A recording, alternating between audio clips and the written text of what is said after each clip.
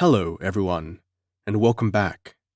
Today's story is The Moon of Skulls by Robert E. Howard, featuring the character Solomon Kane.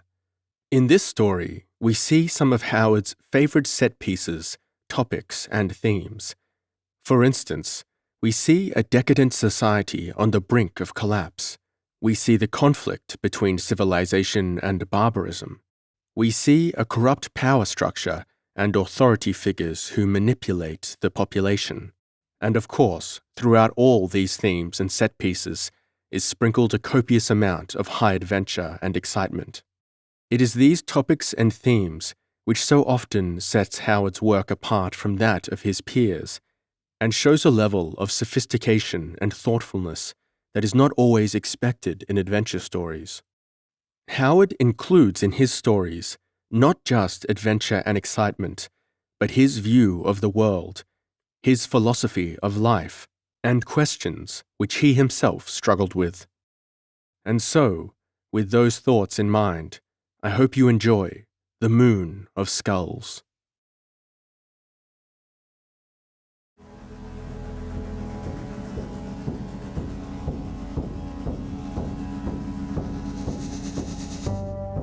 The Moon of Skulls by Robert E. Howard. Read by Connor K.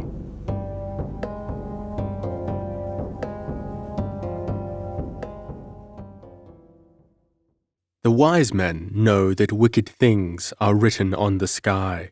They trim sad lamps, they touch sad strings, hearing the heavy purple wings when the forgotten seraph kings still plot how God shall die.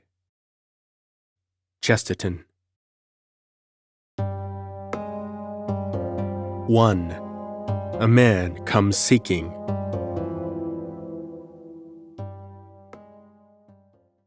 A great black shadow lay across the land, cleaving the red flame of the red sunset. To the man who toiled up the jungle trail, it loomed like a symbol of death and horror, a menace brooding and terrible, like the shadow of a stealthy assassin flung upon some candle-lit wall.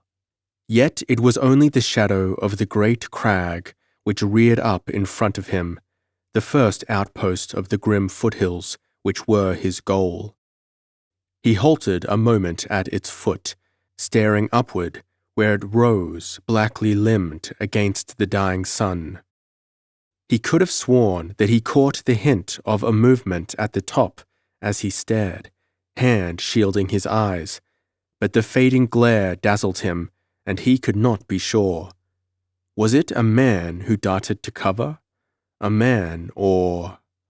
He shrugged his shoulders and fell to examining the rough trail which led up and over the brow of the crag. At first glance, it seemed that only a mountain goat could scale it, but closer investigation showed numbers of finger holes drilled into the solid rock.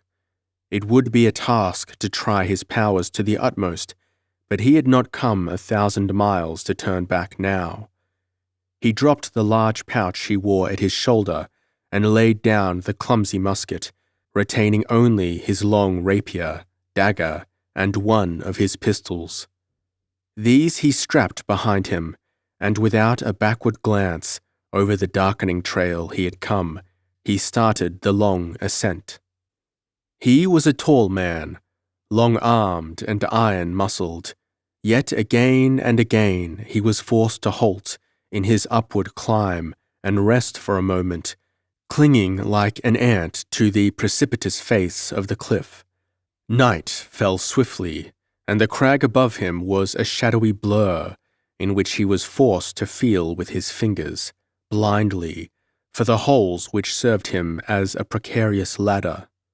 Below him, the night noises of the tropical jungle broke forth, yet it appeared to him that even these sounds were subdued and hushed, as though the great black hills, looming above, threw a spell of silence and fear even over the jungle creatures. On up he struggled, and now to make his way harder, the cliff bulged outward near its summit, and the strain on nerve and muscle became heartbreaking. Time and again, a hold slipped and he escaped falling by a hair's breadth. But every fiber in his lean, hard body was perfectly coordinated, and his fingers were like steel talons with the grip of a vice. His progress grew slower and slower, but on he went, until at last he saw the cliff's brow splitting the stars, a scant 20 feet above him. And even as he looked, a vague bulk heaved into view, toppled on the edge, and hurtled down toward him with a great rush of air about it. Flesh crawling, he flattened himself against the cliff's face and felt a heavy blow against his shoulder, only a glancing blow, but even so, it nearly tore him from his hold, and as he fought desperately to right himself, he heard a reverberating crash among the rocks far below. Cold sweat beaded his brow. He looked up. Who, or what, had shoved that boulder over the cliff edge? He was brave, as the bones on many a battlefield could testify, but the thought of dying like a sheep, helpless, and with no chance of resistance, turned his blood cold. Then, a wave of fury supplanted his fear, and he renewed his climb with reckless speed. The expected second boulder did not come, however, and no living thing met his sight as he clambered up over the edge and leaped erect, sword flashing from its scabbard.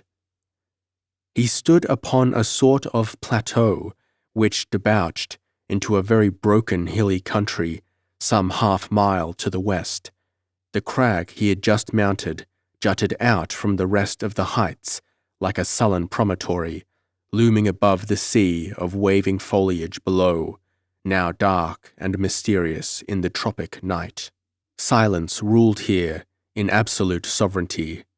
No breeze stirred the somber depths below, and no footfall rustled amid the stunted bushes which cloaked the plateau. Yet that boulder, which had almost hurled the climber to his death, had not fallen by chance.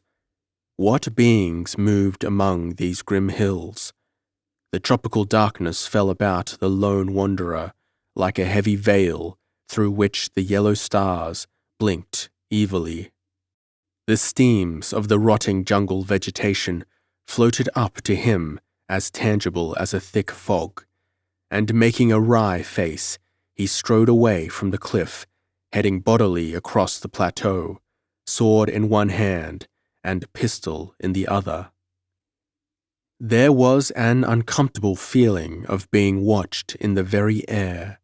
The silence remained unbroken, save for the soft swishing that marked the stranger's cat-like tread through the tall upland grass. Yet the man sensed that living things glided before and behind him and on each side. Whether man or beast trailed him, he knew not, nor did he care overmuch, for he was prepared to fight human or devil who barred his way. Occasionally, he halted and glanced challengingly about him, but nothing met his eye except the shrubs, which crouched like short, dark ghosts about his trail, blended and blurred in the thick, hot darkness, through which the very stars seemed to struggle redly. At last he came to the place where the plateau broke into the higher slopes, and there he saw a clump of trees blocked out solidly in the lesser shadows. He approached warily, then halted his gaze, growing somewhat accustomed to the darkness, made out a vague form among the somber trunks which was not part of them. He hesitated. The figure neither advanced nor fled. A dim form of silent menace, it lurked as if in wait.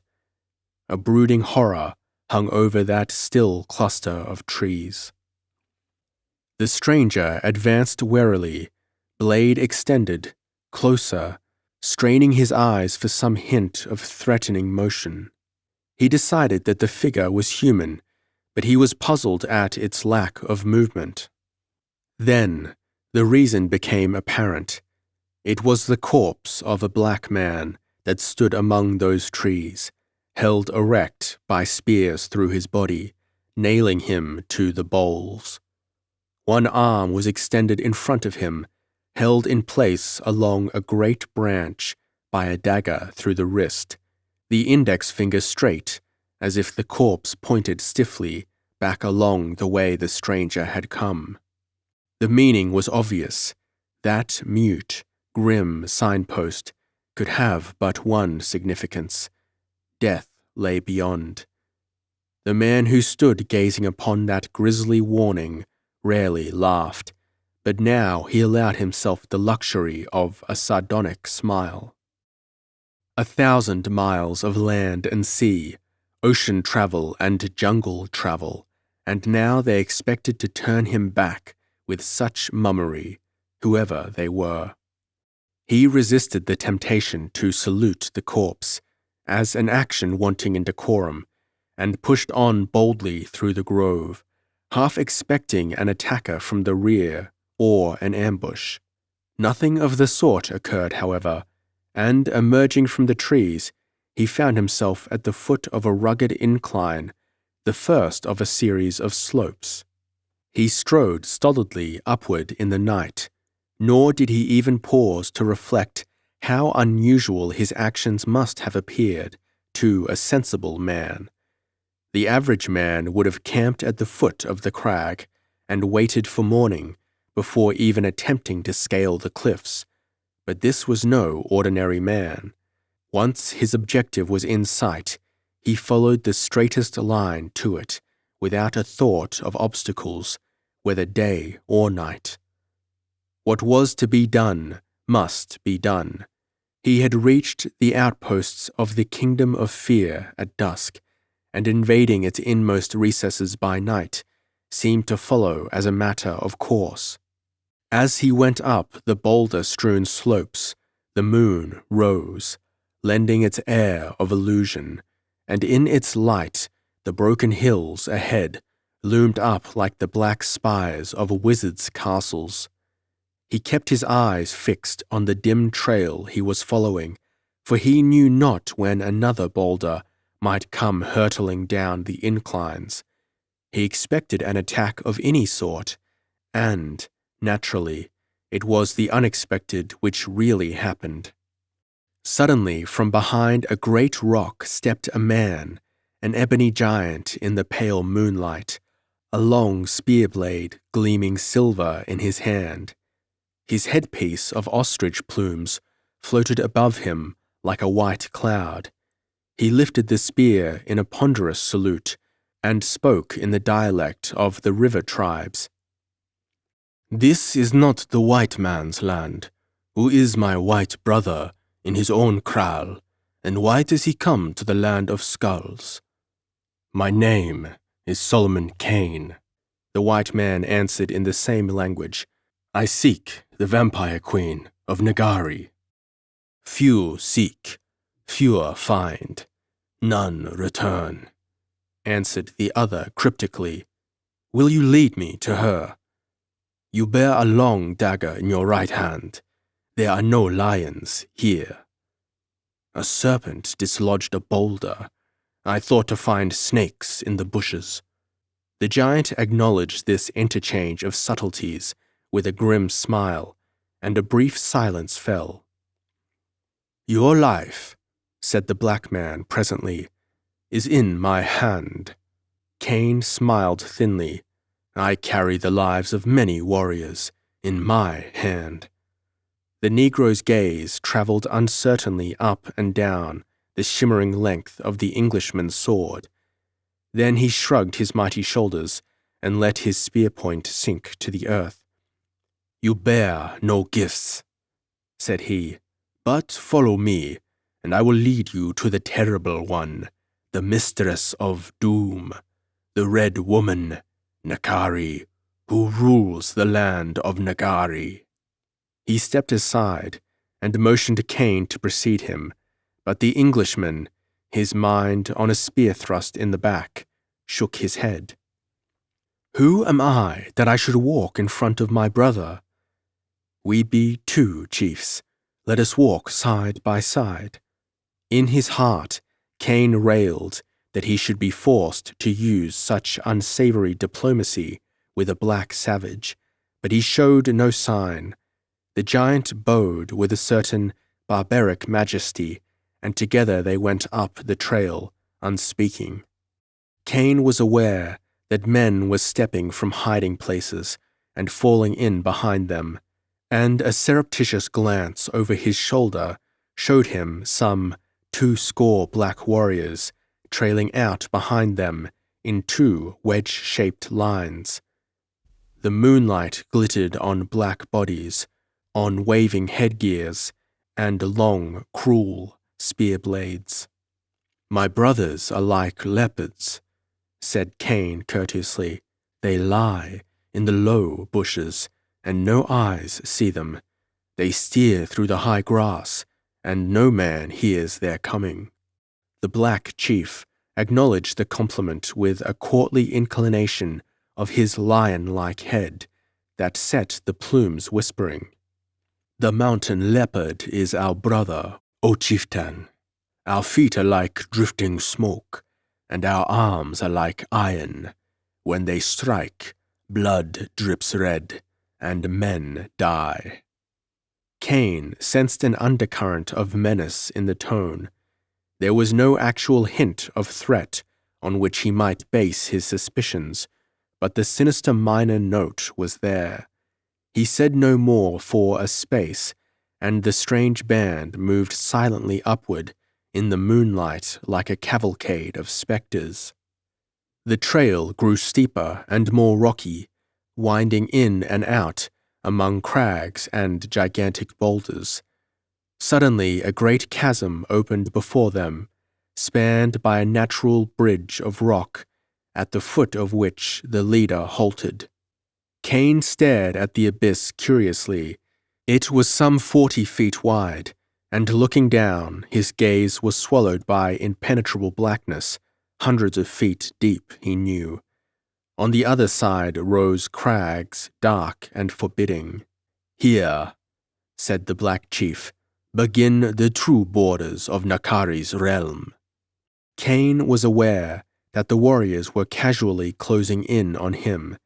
His fingers instinctively tightened about the hilt of the rapier, which he had not sheathed.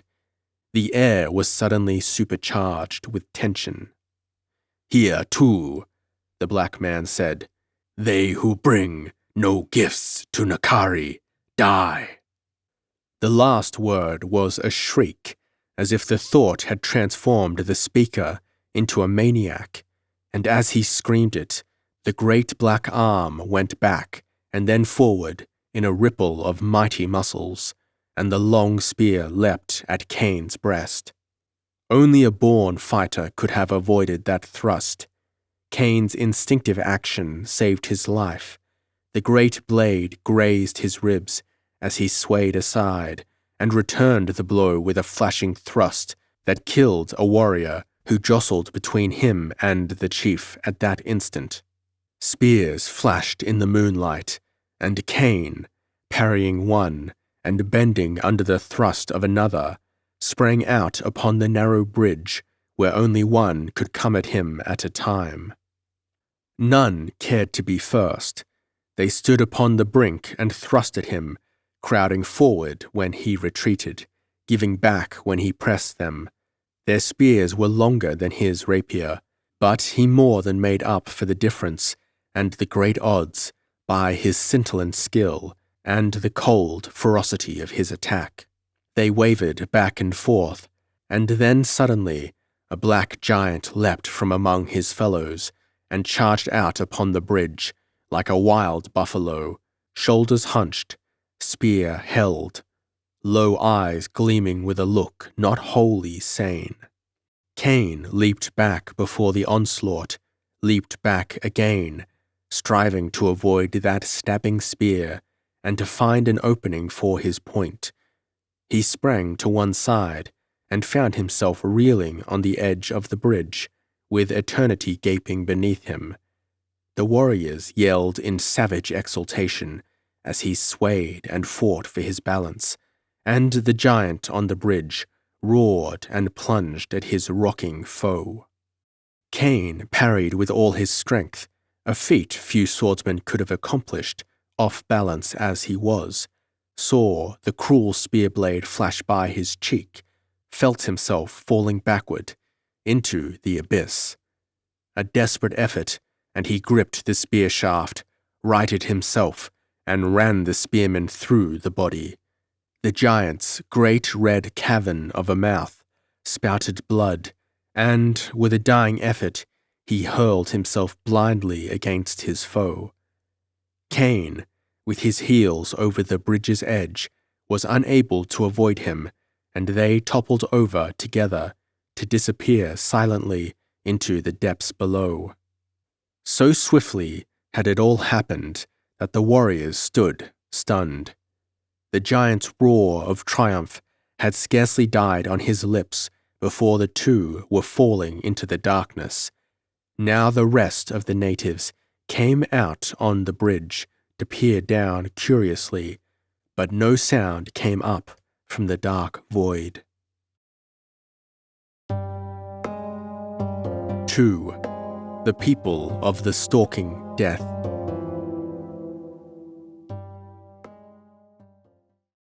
Their gods were sadder than the sea, gods of wandering will, who cried for blood like beasts at night, sadly, from hill to hill. Chesterton.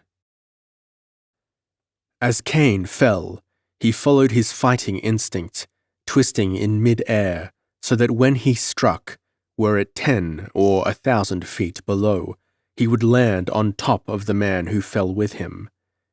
The end came suddenly, much more suddenly than the Englishman had thought for. He lay half-stunned for an instant, then, looking up, saw dimly the narrow bridge banding the sky above him, and the forms of the warriors, limned in the moonlight and grotesquely foreshortened as they leaned over the edge. He lay still, knowing that the beams of the moon did not pierce the depths in which he was hidden, and that to those watchers he was invisible. Then, when they vanished from view, he began to review his present plight. The black man was dead, and only for the fact that his corpse had cushioned the fall, Cain would have been dead likewise, for they had fallen a considerable distance. As it was, the Englishman was stiff and bruised. He drew his sword from the native's body, thankful that it had not been broken, and began to grope about in the darkness. His hand encountered the edge of what seemed a cliff. He had thought that he was on the bottom of the chasm, and that its impression of great depth had been a delusion, but now decided that he had fallen on a ledge, part of the way down. He dropped a small stone over the side, and after what seemed a very long time, he heard the faint sound of its striking far below. Somewhat at a loss as to how to proceed, he drew flint and steel from his belt and struck them to some tinder, warily shielding the light with his hands. The faint illumination showed a large ledge jutting out from the side of the cliff, that is, the side next to the hills, to which he had been attempting to cross. He had fallen close to the ledge, and it was only by the narrowest margin that he had escaped sliding off it, not knowing his position. Crouching there, his eyes seeking to accustom themselves to the abysmal gloom, he made out what seemed to be a darker shadow in the shadows of the wall.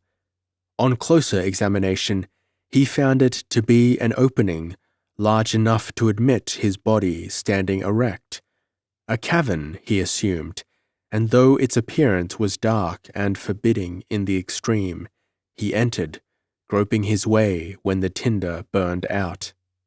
Where it led to, he naturally had no idea, but any action was preferable to sitting still until the mountain vultures plucked his bones. For a long way the cavern floor tilted upward, solid rock beneath his feet, and Cain made his way with some difficulty up the rather steep slant, slipping and sliding now and then. The cavern seemed a large one, for at no time after entering it could he touch the roof, nor could he, with a hand on one wall, reach the other. At last the floor became level, and Cain sensed that the cave was much larger there. The air seemed better, though the darkness was just as impenetrable. Suddenly he stopped dead in his tracks.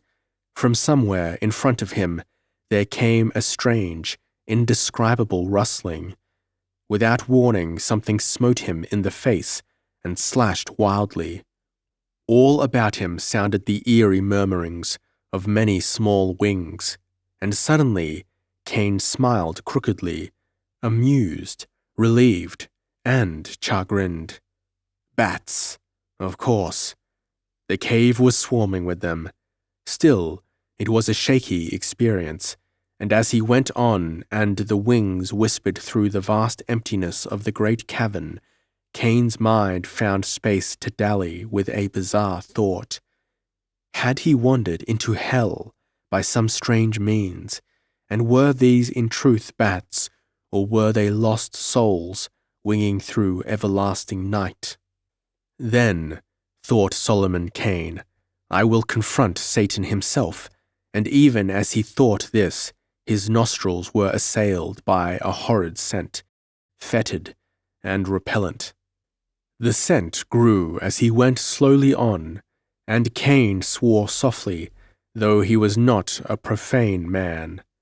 He sensed that the smell betokened some hidden threat, some unseen malevolence, inhuman and deathly, and his somber mind sprang at supernatural conclusions. However, he felt perfect confidence in his ability to cope with any fiend or demon, armored as he was in unshakable faith of creed and the knowledge of the rightness of his cause. What followed happened suddenly. He was groping his way along when in front of him 2 narrow yellow eyes leaped up in the darkness, eyes that were cold and expressionless, too hideously close set for human eyes, and too high up for any 4-legged beast. What horror had thus reared itself up in front of him? This is Satan, thought Cain, as the eyes swayed above him, and the next instant he was battling for his life with the darkness that seemed to have taken tangible form and thrown itself about his body and limbs in great slimy coils. Those coils lapped his sword arm and rendered it useless.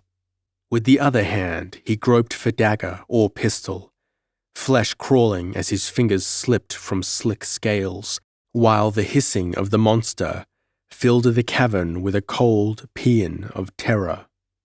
There, in the black dark, to the accompaniment of the bat's leathery rustlings, Cain fought like a rat in the grip of a mouse snake, and he could feel his ribs giving and his breath going before his frantic left hand closed on his dagger hilt. Then, in the volcanic twist and wrench of his steel-thewed body, he tore his left arm partly free and plunged the keen blade again and again to the hilt in the sinuous writhing terror which enveloped him, feeling at last the quivering coils loosen and slide from his limbs to lie about his feet like huge cables. The mighty serpent lashed wildly in its death struggles, and Cain, avoiding its bone-shattering blows, reeled away in the darkness, laboring for breath. If his antagonist had not been Satan himself, it had been Satan's nearest earthly satellite, thought Cain, hoping devoutly that he would not be called upon to battle another in the darkness there. It seemed to him that he had been walking through the blackness for ages, and he began to wonder if there were any end to the cave, when a glimmer of light pierced the darkness. He thought it to be an outer entrance, a great way off, and started forward swiftly, but to his astonishment, he brought up short against a blank wall after taking a few strides. Then he perceived that the light came through a narrow crack in the wall, and feeling over this wall, he found it to be of a different material from the rest of the cave, consisting, apparently, of regular blocks of stone joined together with mortar of some sort, an indubitably man-built wall. The light streamed between two of these stones, where the mortar had crumbled away. Cain ran his hands over the surface with an interest beyond his present needs. The work seemed very old and very much superior to what might be expected of a tribe of ignorant savages. He felt the thrill of the explorer and discoverer. Certainly no white man had ever seen this place and lived to tell of it, for when he had landed on the dank west coast some months before, preparing to plunge into the interior, he had had no hint of such a country as this. The few white men who knew anything at all of Africa with whom he had talked had never even mentioned the land of skulls, or the she-fiend who ruled it. Cain thrust against the wall cautiously. The structure seemed weakened from age. A vigorous shove, and it gave perceptibly. He hurled himself against it with all his weight, and a whole section of the wall gave way with a crash, precipitating him into a dimly lighted corridor amid a heap of stone, dust, and mortar. He sprang up and looked about, expecting the noise to bring a horde of wild spearmen. Utter silence reigned. The corridor in which he now stood was much like a long, narrow cave itself, save that it was the work of man. It was several feet wide, and the roof was many feet above his head. Dust lay ankle-deep on the floor, as if no foot had trod there for countless centuries, and the dim light, Cain decided, filtered in somehow through the roof or ceiling, for nowhere did he see any doors or windows. At last he decided the source was the ceiling itself, which was of a peculiar phosphorescent quality. He set off down the corridor, feeling uncomfortably like a grey ghost moving along the grey halls of death and decay. The evident antiquity of his surroundings depressed him, making him sense vaguely the fleeting and futile existence of mankind. That he was now on top of the earth, he believed, since light of a sort came in, but where, he could not even offer a conjecture. This was a land of enchantment, a land of horror and fearful mysteries, the jungle and river natives had said, and he had gotten whispered hints of its terrors ever since he had set his back to the slave coast and ventured into the hinterlands alone. Now and then he caught a low, distinct murmur which seemed to come through one of the walls, and he at last came to the conclusion that he had stumbled onto a secret passage in some castle or house. The natives who had dared to speak to him of Nagari had whispered of a juju city built of stone, set high amid the grim black crags of the Fetish Hills. Then, thought Cain, it may be that I have blundered upon the very thing I sought, and am in the midst of that city of terror. He halted, and, choosing a place at random, began to loosen the mortar with his dagger. As he worked, he again heard that low murmur, increasing in volume as he bored through the wall, and presently the point pierced through, and looking through the aperture it had made, he saw a strange and fantastic scene. He was looking into a great chamber, whose walls and floors were of stone, and whose mighty roof was upheld by gigantic stone columns, strangely carved. Ranks of feathered black warriors lined the walls, and a double column of them stood like statues before a throne set between two stone dragons, which were larger than elephants. These men he recognized by their bearing and general appearance to be the tribesmen of the warriors he had fought at the chasm. But his gaze was drawn irresistibly to the great, grotesque, ornamented throne. There, dwarfed by the ponderous splendor about her, a woman reclined. A black woman was she, young, and of a tigerish comeliness. She was naked except for a beplumed helmet, armbands, anklets, and a girdle of colored ostrich feathers, and she sprawled upon the silken cushions with her limbs thrown about in voluptuous abandon. Even at that distance, Cain could make out that her features were regal, yet barbaric, haughty and imperious, yet sensual, and with a touch of ruthless cruelty about the curl of full red lips. Cain felt his pulse quicken.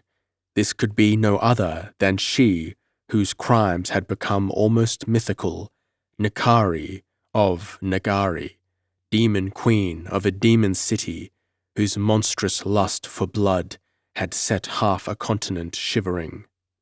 At least she seemed human enough. The tales of the fearful river tribes had lent her a supernatural aspect. Cain half expected to see a loathsome semi-human monster out of some past and demoniacal age. The Englishman gazed, fascinated though repelled. Not even in the courts of Europe had he seen such grandeur. The chamber and all its accoutrements, from the carven serpents twined about the bases of the pillars to the dimly seen dragons on the shadowy ceiling, were fashioned on a gigantic scale.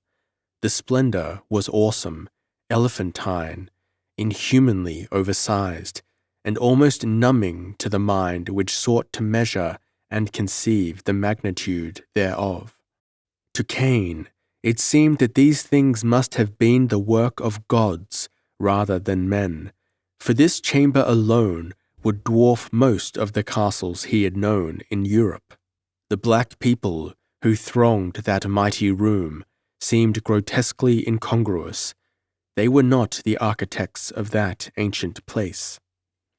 As Cain realized this, the sinister importance of Queen Nakari dwindled. Sprawled on that august throne, in the midst of the terrific glory of another age, she seemed to assume her true proportions, a spoiled, petulant child, engaged in a game of make-believe, and using for her sport a toy discarded by her elders. And at the same time, a thought entered Cain's mind. Who were these elders? Still, the child could become deadly in her game, as the Englishman soon saw. A tall, massive black came through the ranks fronting the throne, and after prostrating himself 4 times before it, remained on his knees, evidently waiting permission to speak.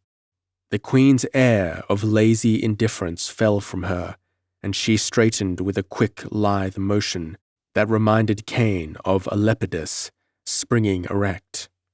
She spoke, and the words came faintly to him as he strained his faculties to hear. She spoke in a language very similar to that of the river tribes. "Speak, great and terrible one," said the kneeling warrior, and Cain recognized him as the chief who had first accosted him on the plateau, the chief of the guards on the cliffs. "Let not the fire of your fury consume your slave." The young woman's eyes narrowed viciously. "You know why you were summoned, son of a vulture." "Fire of beauty, the stranger brought no gifts." "No gifts?" She spat out the word. "What have I to do with gifts? I bade you slay all black men who came empty-handed, did I tell you to slay all white men? Gazelle of Nagari, he came climbing the crags in the night like an assassin, with a dagger as long as a man's arm in his hand. The boulder we hurled down missed him, and we met him upon the plateau and took him to the bridge across the sky, where, as is the custom, we thought to slay him, for it was your word that you were weary of men who came wooing you. Black men, fool, she snarled, black men. Your slave did not know, Queen of Beauty. The strange man fought like a mountain leopard. 2 men he slew, and fell with the last one into the chasm, and so he perished, Star of Nagari. I? The queen's tone was venomous. The first great man who ever came to Nagari. One who might have... Rise, fool. The man got to his feet. Mighty lioness, might not this one have come seeking? The sentence was never completed. Even as he straightened, Nakari made a swift gesture with her hand. 2 warriors plunged from the silent ranks, and 2 spears crossed in the chief's body before he could turn. A gurgling scream burst from his lips, blood spurted high in the air, and the corpse fell flatly at the foot of the great throne. The ranks never wavered, but Cain caught the sidelong flash of strangely red eyes and the involuntary wetting of thick lips. Nakari had half risen as the spears flashed, and now she sank back, an expression of cruel satisfaction on her beautiful face, and a strange brooding gleam in her scintillant eyes. An indifferent wave of her hand, and the corpse was dragged away by the heels, the dead arms trailing limply in the wide smear of blood left by the passage of the body. Cain could see other wide stains crossing the stone floor, some almost indistinct, others less dim. How many wild scenes of blood and cruel frenzy had the great stone throne dragons looked upon with their carven eyes? He did not doubt now the tales told him by the river tribes. These people were bred in rapine and horror. Their prowess had burst their brains. They lived like some terrible beast, only to destroy. There were strange gleams behind their eyes, which at times lit those eyes with upleading flames and shadows of hell.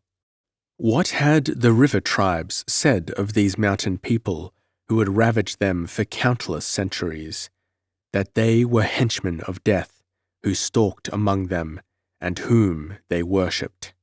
Still, the thought hovered in Cain's mind as he watched. Who built this place, and why were these people evidently in possession?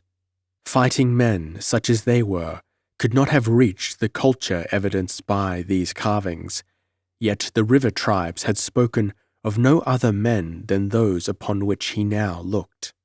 The Englishman tore himself away from the fascination of the barbaric scene with some effort. He had no time to waste. As long as they thought him dead, he had more chance of eluding possible guards and seeking what he had come to find. He turned and set off down the dim corridor. No plan of action offered itself to his mind, and one direction was as good as another. The passage did not run straight. It turned and twisted, following the line of the walls, Cain supposed, and found time to wonder at the evident enormous thickness of those walls. He expected at any moment to meet some cave guard or slave, but as the corridors continued to stretch empty before him, with the dusty floors unmarked by any footprint, he decided that either the passages were unknown to the people of Nagari, or else, for some reason, were never used. He kept a close lookout for secret doors, and at last found one, made fast on the inner side with a rusty bolt, set in a groove of the wall. This he manipulated cautiously, and presently, with a creaking which seemed terrifically loud in the stillness, the door swung inward. Looking out, he saw no one, and stepped warily through the opening. He drew the door to behind him, noting that it assumed the part of a fantastic picture painted on the wall. He scraped a mark with his dagger at the point where he believed the hidden spring to be on the outer side, for he knew not when he might need to use the passage again. He was in a great hall, through which ran a maze of giant pillars, much like those of the throne chamber. Among them he felt like a child in some great forest, yet they gave him some slight sense of security, since he believed that, gliding among them like a ghost through a jungle, he could elude the black people in spite of their craft. He set off, choosing his direction at random and going carefully.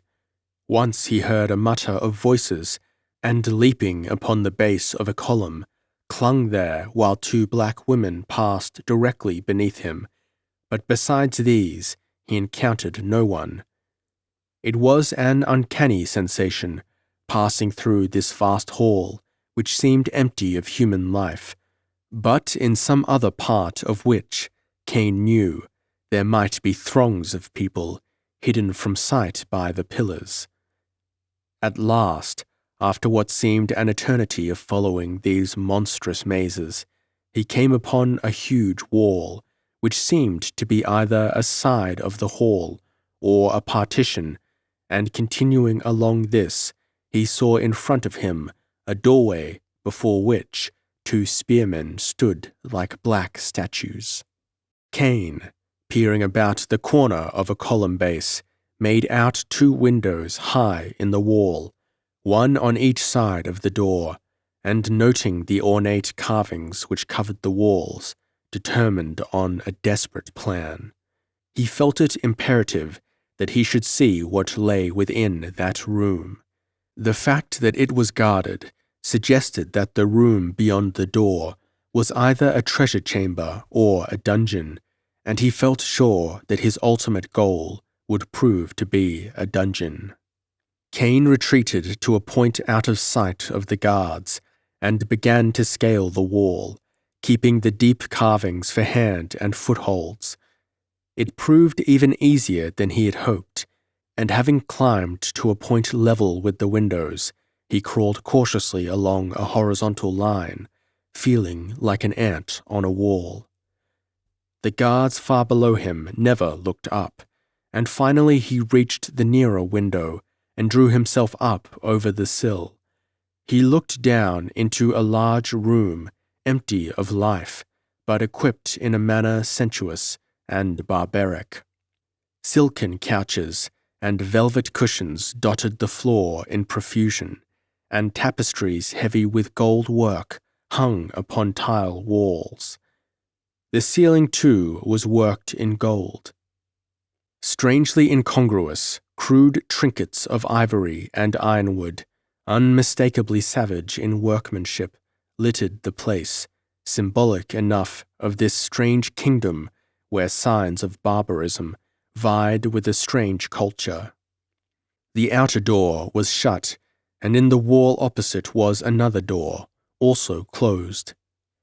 Cain descended from the window, sliding down the edge of a tapestry as a sailor slides down a sail rope, and crossed the room. His feet sank noiselessly into the deep fabric of the rug which covered the floor, and which, like all the other furnishings, seemed ancient to the point of decay. At the door, he hesitated. To step into the next room might be a desperately hazardous thing to do. Should it prove to be filled with black men, his escape was cut off by the spearmen outside the other door.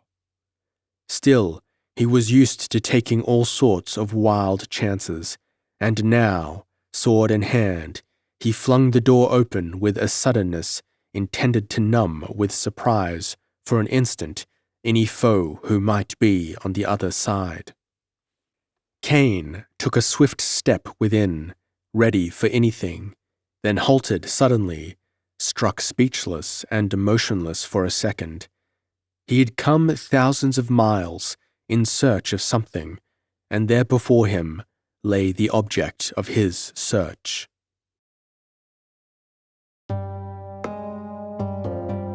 Three. Lilith.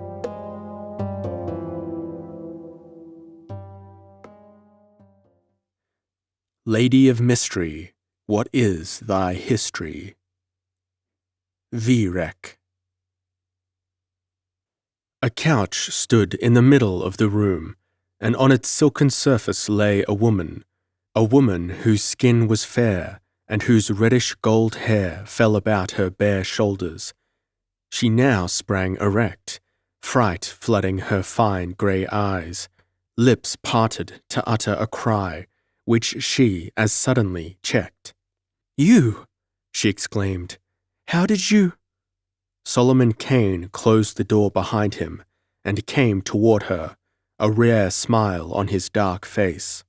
"You remember me, do you not, Marilyn?" The fear had already faded from her eyes, even before he spoke, to be replaced by a look of incredible wonder and dazed bewilderment. "Captain Kane, I cannot understand. It seemed no one would ever come." She drew a small hand warily across her brow, swaying suddenly. Kane caught her in his arms. She was only a child, and laid her gently on the couch.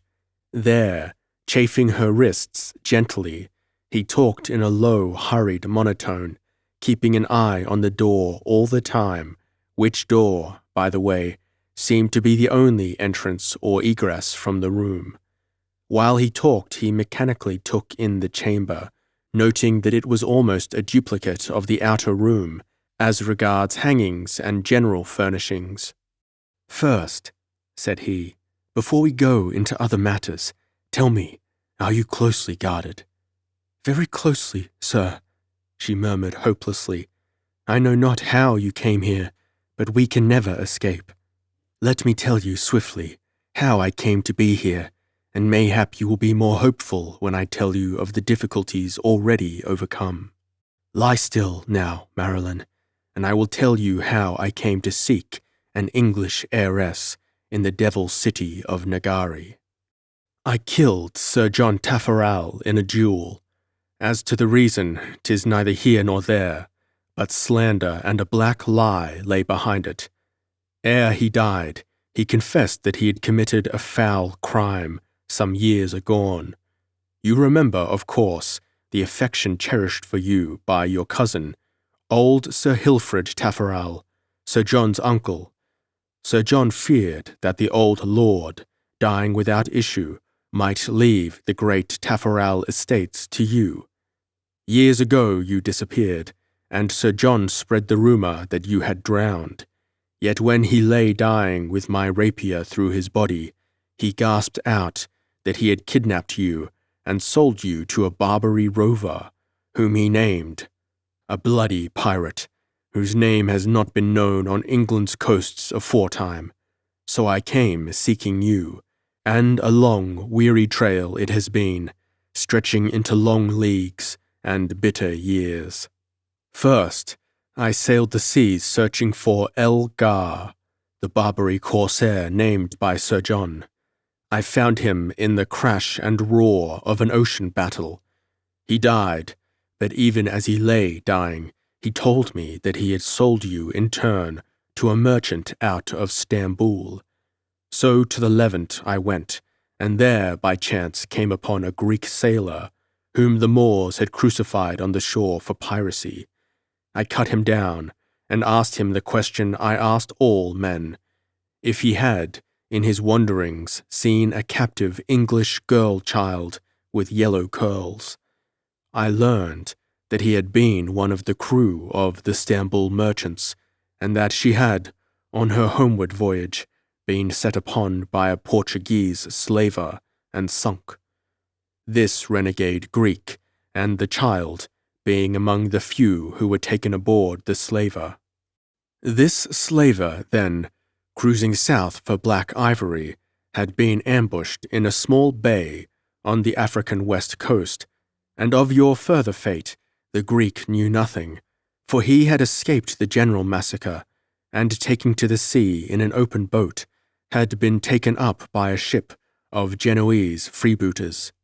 To the west coast, then, I came, on the slim chance that you still lived, and there heard among the natives that some years ago a white child had been taken from a ship whose crew had been slain, and sent inland as part of the tribute the shore tribes paid to the upper river chiefs. Then all traces ceased. For months I wandered without a clue as to your whereabouts, nay, without a hint that you even lived. Then I chanced to hear, among the river tribes, of the demon city Nagari, and the evil queen who kept a foreign woman for a slave. I came here. Kane's matter-of-fact tone, his unfurbished narrative, gave no hint of the full meaning of that tale, of what lay behind those calm and measured words, the sea fights and the land fights, the years of privation and heart-breaking toil, the ceaseless danger, the everlasting wandering through hostile and unknown lands, the tedious and deadening labor of ferreting out the information he wished from ignorant, sullen, and unfriendly savages, black and white. I came here, said Kane simply, but what a world of courage and effort was symbolized by that phrase. A long red trail, black shadows, and crimson shadows weaving a devil's dance, marked by flashing swords and the smoke of battle, by faltering words falling like drops of blood from the lips of dying men. Not a consciously dramatic man, certainly, was Solomon Kane, but he told his tales in the same manner in which he had overcome terrific obstacles, coldly, briefly, and without heroics. You see, Marilyn, he concluded gently, I have not come this far and done this much to now meet with defeat. Take heart, child. We will find a way out of this fearful place. Sir John took me on his saddle-bow, the girl said dazedly, and speaking slowly as if her native language came strangely to her from years of unuse, as she framed in halting words an English evening of long ago. He carried me to the seashore, where a galley's boat waited, filled with fierce men, dark and moustached, and having scimitars and great rings on the fingers. The captain, a Moslem with a face like a hawk, took me, a-weeping with fear, and bore me to his galley. Yet he was kind to me in his way, I being little more than a baby, and at last sold me to a Turkish merchant, as he told you. This merchant he met off the southern coast of France after many days of sea travel. This man did not use me badly, yet I feared him, for he was a man of cruel countenance, and made me understand that I was to be sold to a black sultan of the Moors. However, in the gates of Hercules, his ship was set upon by a Cadiz slaver, and things came about as you have said.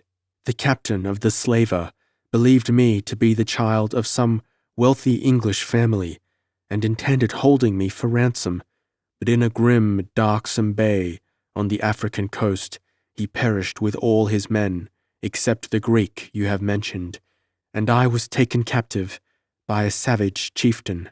I was terribly afraid, and thought he would slay me, but he did me no harm, and sent me up country with an escort, who also bore much loot taken from the ship. This loot, together with myself, was, as you know, intended for a powerful king of the river peoples, but it never reached him, for a roving band of Nagari fell upon the beach warriors and slew them all. Then I was taken to this city, and have since remained slave to the Queen Nakari. How I have lived through all those terrible scenes of battle and cruelty and murder, I know not. A providence has watched over you, child, said Kane, the power which doth care for weak women and helpless children, which led me to you in spite of all hindrances, and which shall yet lead us forth from this place, God willing." "My people!" she exclaimed suddenly, like one awaking from a dream. "What of them?" "All in good health and fortune, child, save that they have sorrowed for you through the long years. Nay, old Sir Haldred hath the gout, and doth so swear thereat, that I fear for his soul at times. Yet methinks that the sight of you, little Marilyn, would mend him." "Still, Captain Kane," said the girl, "I cannot understand why you came alone." "Your brothers would have come with me, child, but it was not sure that you lived, and I was loath that any other Taffarel shall die in a battle far from good English soil. I rid the country of an evil Taffarel. 'Twas but just I should restore in his place a good Taffarel, if so be she still lived, I, and I alone." This explanation Kane himself believed. He never sought to analyze his motives, and he never wavered once his mind was made up. Though he always acted on impulse, he firmly believed that all his actions were governed by cold and logical reasonings.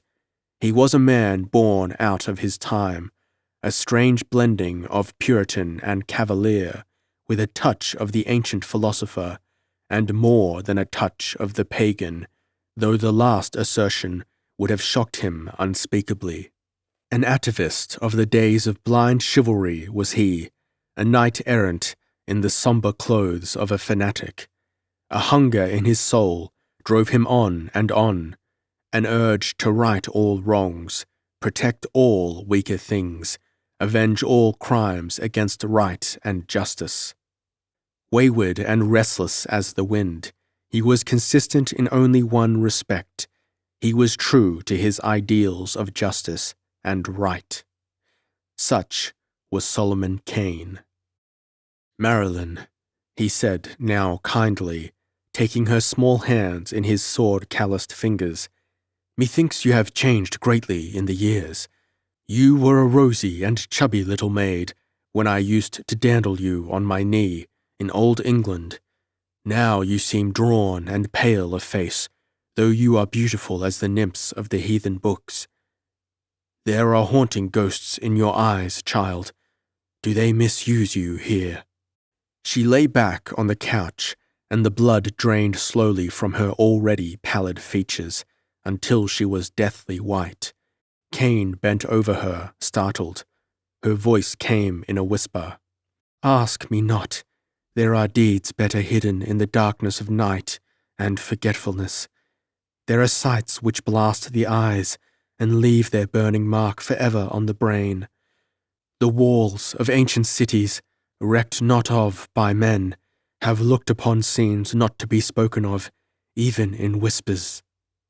Her eyes closed warily, and Kane's troubled, sombre eyes unconsciously traced the thin blue lines of her veins, prominent against the unnatural whiteness of her skin. "Here is a demoniacal thing," he muttered, "a mystery." "Aye," murmured the girl, "a mystery that was old when Egypt was young, and nameless evil more ancient than dark Babylon, that spawned in terrible black cities when the world was young and strange." Kane frowned, troubled. At the girl's strange words, he felt an eerie crawling fear at the back of his brain, as if dim racial memories stirred in the eon-deep gulfs, conjuring up grim chaotic visions, elusive and nightmarish. Suddenly, Marilyn sat erect, her eyes flaring wide with fright. Kane heard a door open somewhere. "Nakari," whispered the girl urgently. "Swift! She must not find you here. Hide, quickly, and—" as Kane turned, "keep silent, whatever may chance." She lay back on the couch, feigning slumber as Kane crossed the room and concealed himself behind some tapestries which, hanging upon the wall, hid a niche that might once have held a statue of some sort. He had scarcely done so when the door of the room opened and a strange, barbaric figure stood framed in it. Nakari, Queen of Nagari, had come to her slave. The black woman was clad as she had been when he had seen her on the throne, and the colored armlets and anklets clanked as she closed the door behind her and came into the room. She moved with the easy sinuousness of a she-leopard, and in spite of himself, the watcher was struck with admiration for her lithe beauty. Yet at the same time, a shudder of repulsion shook him, for her eyes gleamed with vibrant and magnetic evil, older than the world. Lilith, thought Cain. She is beautiful and terrible as purgatory. She is Lilith, that foul, lovely woman of ancient legend. Nakari halted by the couch, stood looking down upon her captive for a moment, then, with an enigmatic smile, bent and shook her. Marilyn opened her eyes, sat up, then slipped from her couch and knelt before her black mistress, an act which caused Cain to curse beneath his breath. The queen laughed and, seating himself upon the couch, motioned the girl to rise, and then put an arm about her waist and drew her upon her lap. Cain watched, puzzled, while Nakari caressed the girl in a lazy, amused manner. This might be affection, but to Cain it seemed more like a sated leopard teasing its victim. There was an air of mockery and studied cruelty about the whole affair. "You are very soft and pretty, Mara," Nakari murmured lazily. "Much prettier than the black girls who serve me." Much prettier than the black girls who serve me. The time approaches, little one, for your nuptial. And a fairer bride has never been borne up the black stairs. Marilyn began to tremble, and Cain thought she was going to faint. Nakari's eyes gleamed strangely beneath her long-lashed, drooping lids, and her full red lips curved in a faint, tantalizing smile. Her every action seemed fraught with some sinister meaning. Cain began to sweat profusely. "Mara," said the Black Queen, "you are honored above all other girls, and yet you are not content. Think how the girls of Nagari will envy you, Mara, when the priests sing the nuptial song and the moon of skulls looks over the black crest of the Tower of Death. Think, little bride of the Master, how many girls have given their lives to be his bride." And Nakari laughed in her hateful, musical way, as at a rare jest, and then suddenly she stopped short. Her eyes narrowed to slits as they swept the room, and her whole body tensed. Her hand went to her girdle and came away with a long, thin dagger. Cain sighted along the barrel of his pistol, finger against the trigger. Only a natural hesitancy against shooting a woman kept him from sending death into the black heart of Nakari, for he believed that she was about to murder the girl. Then, with a lithe, cat-like motion, she thrust the girl from her knees and bounded back across the room, her eyes fixed with a blazing intensity on the tapestry behind which Cain stood. Had those keen eyes discovered him? He quickly learned. "Who is there?" she rapped out fiercely. "Who hides behind those hangings? I do not see you, nor hear you, but I know someone is there." Cain remained silent. Nakari's wild beast instinct had betrayed him, and he was uncertain as to what course to follow. His next actions depended on the queen. "Mara!" Nakari's voice slashed like a whip. "Who is behind those hangings? Answer me. Shall I give you a taste of the whip again?" The girl seemed incapable of speech. She cowered where she had fallen, her beautiful eyes full of terror. Nakari, her blazing gaze never wavering, reached behind her with her free hand and gripped a cord hanging from the wall. She jerked viciously. Cain felt the tapestries whip back on either side of him, and he stood revealed. For a moment the strange tableau held. The gaunt adventurer in his blood-stained, tattered garments, the long pistol gripped in his right hand. Across the room, the Black Queen, in her barbaric finery, one arm lifted to the cord, the other hand holding the dagger in front of her. The imprisoned girl, cowering on the floor. Then Cain spoke. "Keep silent, Nakari, or you die." The queen seemed numbed and struck speechless by the sudden apparition. Cain stepped from among the tapestries and slowly approached her. "You!" She found her voice at last. "You must be he of whom the guardsman spake. There are no two other white men in Nagari. They said you fell to your death. How, then?" "Silence!" Cain's voice cut in harshly on her amazed babblings. He knew that the pistol meant nothing to her, but she sensed the threat of the long blade in his left hand. "Marilyn," still unconsciously speaking in the River Tribe's language, "take cords from the hangings and bind her." He was about the middle of the chamber now.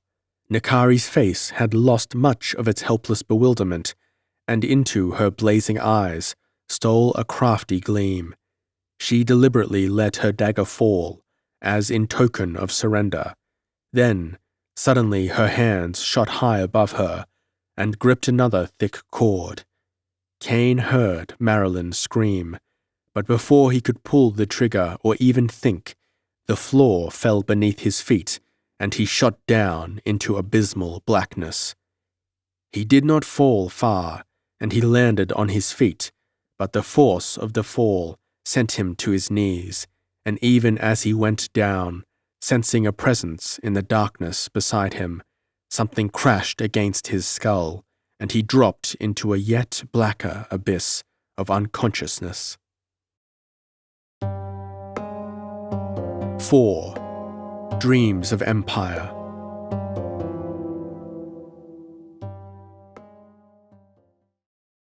For Rome was given to rule the world, and got of it little joy.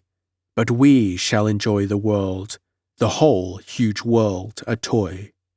Chesterton. Slowly, Cain drifted back from the dim realms, where the unseen assailant's bludgeon had hurled him. Something hindered the motion of his hands, and there was a metallic clanking when he sought to raise them to his aching, throbbing head. He lay in utter darkness, but he could not determine whether this was absence of light or whether he was still blinded by the blow. He dazedly collected his scattered faculties and realized that he was lying on a damp stone floor, shackled by wrist and ankle with heavy iron chains, which were rough and rusty to the touch. How long he lay there he never knew. The silence was broken only by the drumming pulse in his own aching head and the scamper and chattering of rats. At last a red glow sprang up in the darkness and grew before his eyes. Framed in the grisly radiance rose the sinister and sardonic face of Nakari. Cain shook his head, striving to rid himself of the illusion. But the light grew, and as his eyes accustomed themselves to it, he saw that it emanated from a torch borne in the hand of the queen. In the illumination, he now saw that he lay in a small, dank cell whose walls, ceiling, and floor were of stone. The heavy chains which had held him captive were made fast to metal rings set deep in the wall. There was but one door, which was apparently of bronze. Nakari set the torch in a niche near the door, and, coming forward, stood over her captive, gazing down at him in a manner rather speculating than mockery. "You are he who fought the men on the cliff. The remark was an assertion rather than a question. They said you fell into the abyss. Did they lie? Did you bribe them to lie? Or how did you escape? Are you a magician, and did you fly to the bottom of the chasm, and then fly to my palace? Speak. Cain remained silent. Nakari cursed. Speak, or I will have your eyes torn out. I will cut your fingers off and burn your feet. She kicked him viciously, but Cain lay silent, his deep, somber eyes boring up into her face, until the feral gleam faded from her eyes, to be replaced by an avid interest and wonder. She seated herself on a stone bench, resting her elbows on her knees and her chin on her hands. I never saw a white man before, she said. Are all white men like you? Bah, that cannot be. Most men are fools, black or white. I know most black men are fools, and white men are not gods as the river tribes say. They are only men. I, who know all the ancient mysteries, say they are only men. But white men have strange mysteries too, they tell me, the wanderers of the river tribes and Mara. They have war clubs that make a noise like thunder and kill afar off. That thing which you held in your right hand, that was one of those clubs. Cain permitted himself a grim smile.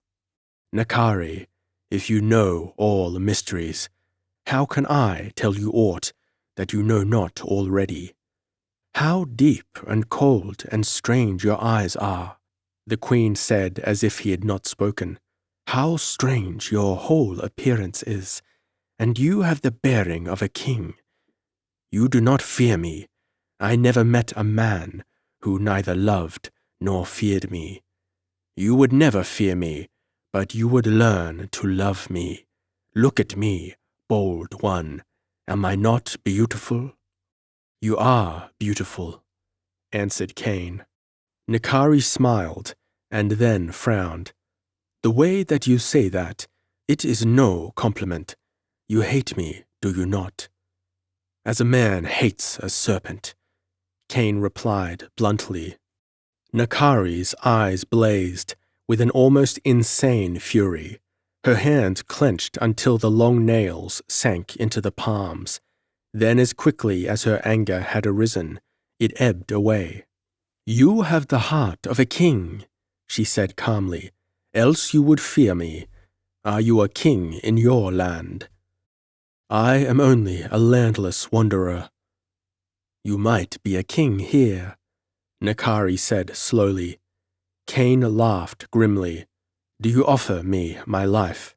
I offer you more than that. Cain's eyes narrowed as the queen leaned toward him, vibrant with suppressed excitement. Cain, what is it that you want more than anything else in the world? To take the white girl you call Mara and go. Nakari sank back with an impatient exclamation. You cannot have her. She is the promised bride of the master. Even I could not save her, even if I wished. Forget her. I will help you forget her. Listen to the words of Nakari, Queen of Nagari. You say you are a landless man. I will make you a king. I will give you the world for a toy. No, keep silent until I have finished, she rushed on, her words tumbling over each other in her eagerness. Her eyes blazed, her whole body quivered with dynamic intensity. I have talked to travelers, to captives and slaves, men from far countries. I know that this land of mountains and rivers and jungle is not all the world. There are far-off nations and cities and kings and queens to be crushed and broken. Nagari is fading, her might is crumbling, but a strong man beside her queen might build it up again, might restore all her vanished glory.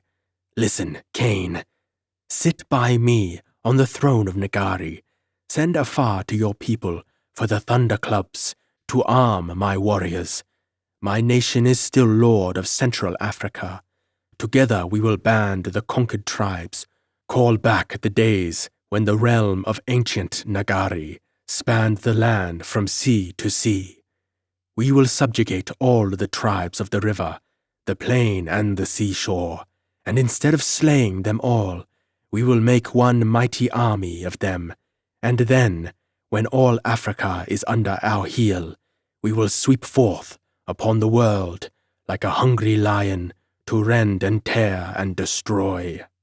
Solomon's brain reeled. Perhaps it was the woman's fierce magnetic personality, the dynamic power she instilled in her fiery words, but at the moment her wild plan seemed not at all wild and impossible. Lurid and chaotic visions flamed through the Puritan's brain. Europe, torn by civil and religious strife, divided against herself, betrayed by her rulers, tottering. Europe was in desperate straits now, and might prove an easy victim for some strong savage race of conquerors. What man can say truthfully that in his heart there lurks not a yearning for power and conquest? For a moment the devil sorely tempted Solomon Kane. Then, before his mind's eye rose the wistful, sad face of Marilyn Taffarel, and Solomon cursed. Out on ye, daughter of Satan! Avaunt! Am I a beast of the forest, to lead your black devils against mine own people? Nay, no beast ever did so. Begone! If you wish my friendship, set me free, and let me go with the girl. Nakari leapt like a tiger cat to her feet, her eyes flaming now with passionate fury. A dagger gleamed in her hand, and she raised it high above Cain's breast, with a feline scream of hate. A moment she hovered like a shadow of death above him. Then her arm sank, and she laughed. Freedom! She will have her freedom, when the moon of skulls leans down on the black altar. As for you, you shall rot in this dungeon. You are a fool. Africa's greatest queen has offered you her love and the empire of the world, and you revile her. You love the slave girl, perhaps.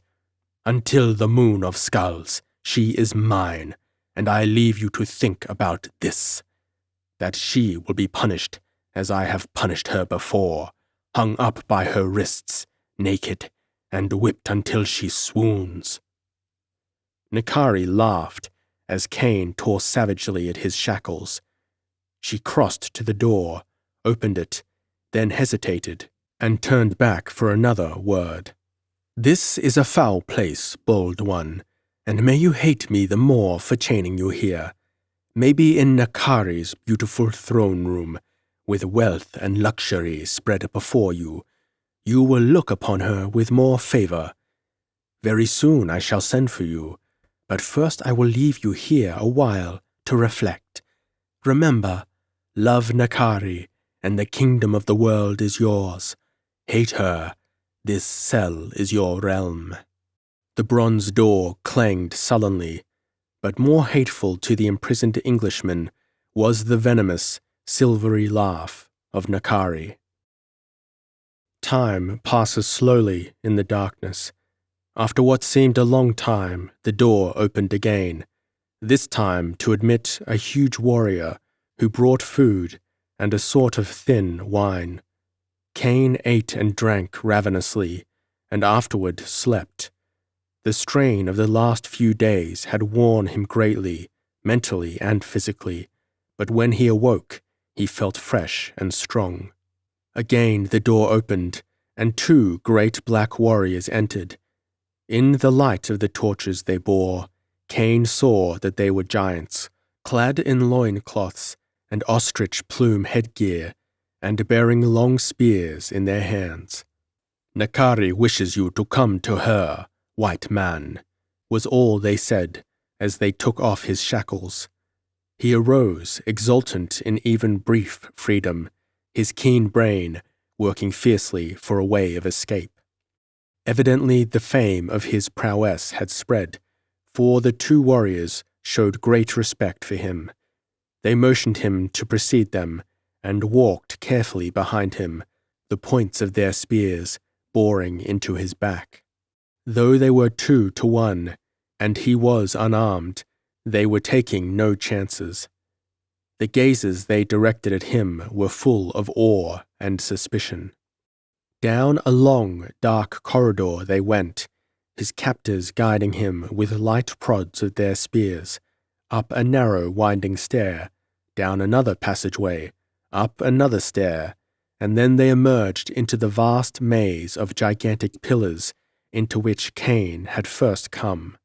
As they started down this huge hall, Cain's eyes suddenly fell on a strange and fantastic picture painted on the wall ahead of him. His heart gave a sudden leap as he recognized it.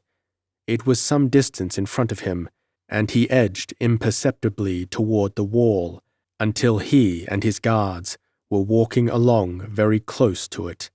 Now he was almost abreast of the picture, and could even make out the mark his dagger had made upon it. The warriors following Cain were amazed to hear him gasp suddenly, like a man struck by a spear. He wavered in his stride, and began clutching at the air for support. They eyed each other doubtfully, and prodded him, but he cried out like a dying man, and slowly crumpled to the floor, where he lay in a strange, unnatural position, one leg doubled back under him, and one arm half supporting his lolling body. The guards looked at him fearfully. To all appearances he was dying, but there was no wound upon him. They threatened him with their spears, but he paid no heed. Then they lowered their weapons uncertainly, and one of them bent over him. Then it happened. The instant the black stooped forward, Cain came up like a steel spring released.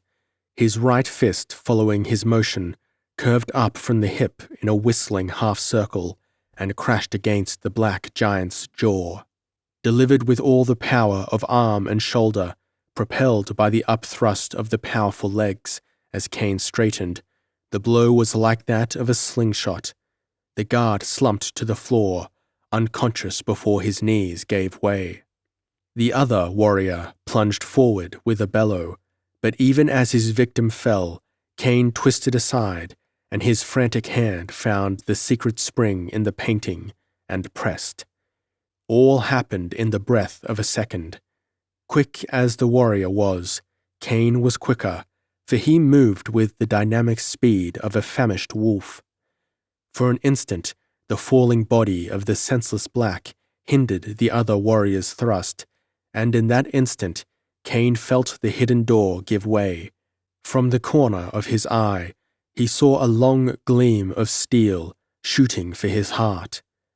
He twisted about and hurled himself against the door, vanishing through it, even as the stabbing spear slit the skin on his shoulder. To the dazed and bewildered warrior, standing there with weapon upraised for another thrust, it seemed as if his prisoner had simply vanished through a solid wall, for only a fantastic picture met his gaze, and this did not give to his efforts. 5. For 1,000 years.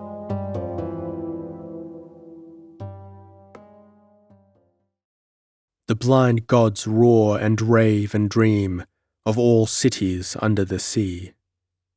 Chesterton. Cain slammed the hidden door shut behind him, jammed down the spring, and for a moment leaned against it, every muscle tensed, expecting to hold it against the efforts of a horde of spearmen.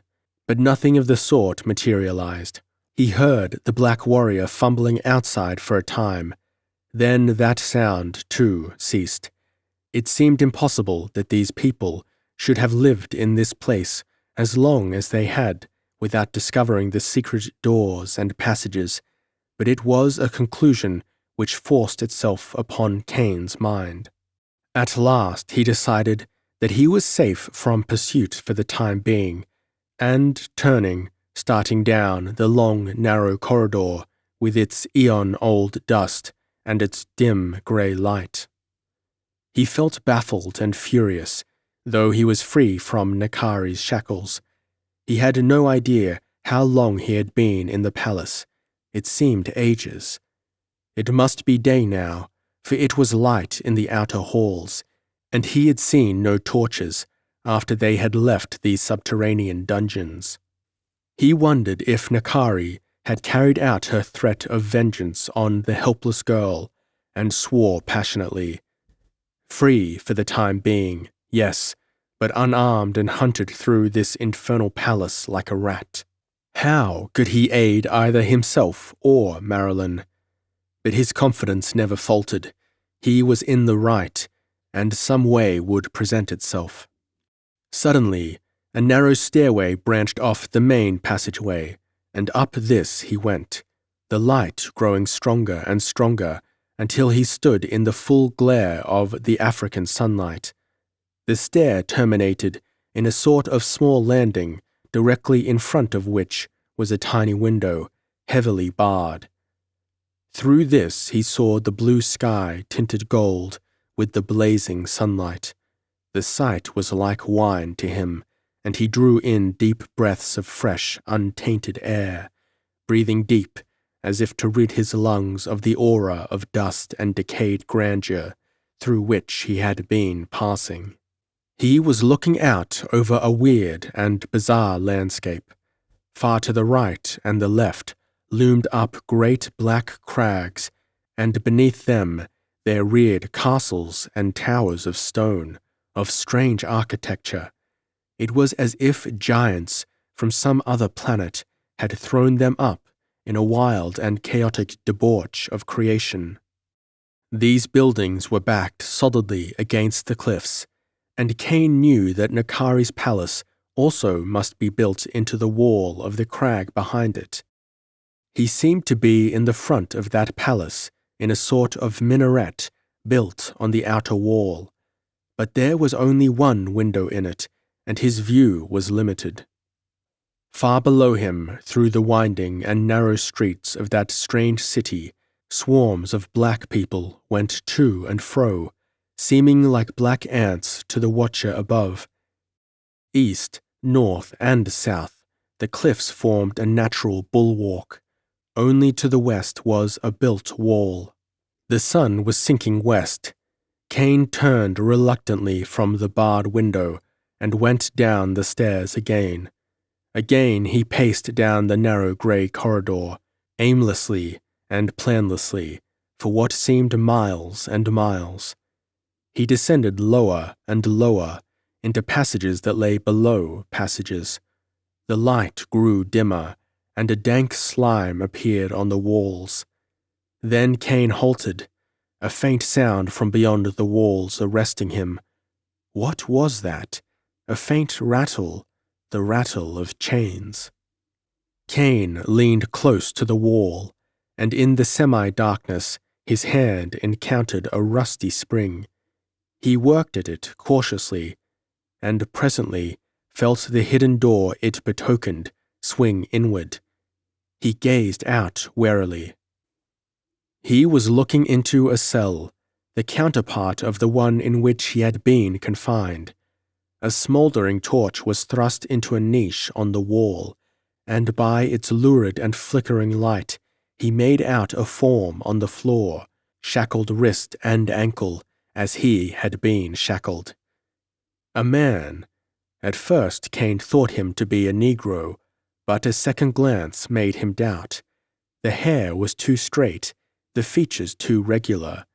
Negroid, yes, but some alien blood in his veins had sharpened those features and given the man that high, magnificent forehead and those vibrant eyes which stared at Kane so intensely.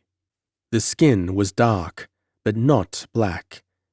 The man spoke in an unfamiliar dialect, one which was strangely distinct and clear-cut in contrast to the guttural jargon of the black people with whom Kane was familiar. The Englishman spoke in English, and then in the language of the river tribes. "You, who come through the ancient door," said the other in the latter dialect. "Who are you? You are no black man. At first I thought you one of the old race, but now I see you are not as they. Whence come you?" "I am Solomon Kane," said the Puritan, "a prisoner of this devil city. I come from far across the blue salt sea." The man's eyes lighted at the word. "The sea! The ancient and everlasting! The sea which I have never seen, but which cradled the glory of my ancestors. Tell me, stranger, have you, like they, sailed across the breast of the great blue monster, and have your eyes looked on the golden spires of Atlantis and the crimson walls of Mu?" "Truly," answered Solomon uncertainly, "I have sailed the seas, even to Hindustan and Cathay, but of the countries you mention I know nothing." "Nay," the other sighed, I dream. Already the shadow of the great night falls across my brain, and my words wander. Stranger, there have been times when these cold walls and floor have seemed to melt into green, surging deeps, and my soul was filled with the deep booming of the everlasting sea. I, who have never seen the sea. Kane shuddered involuntarily. Surely this man was insane. Suddenly the other shot out a withered, claw-like hand and gripped his arm, despite the hampering chain. "You, whose skin is so strangely fair, have you seen Nakari, the she-fiend who rules this crumbling city?" "I have seen her," said Kane grimly, "and now I flee like a hunted rat from her murderers." "You hate her," the other cried. "Ha, I know. You seek Mara, the white girl who is her slave." "Aye." "Listen," the shackled one spoke with strange solemnity. "I am dying. Nakari's rack has done its work. I die, and with me dies the shadow of the glory that was my nation's. For I am the last of my race. In all the world there is none like me. Hark now to the voice of a dying race."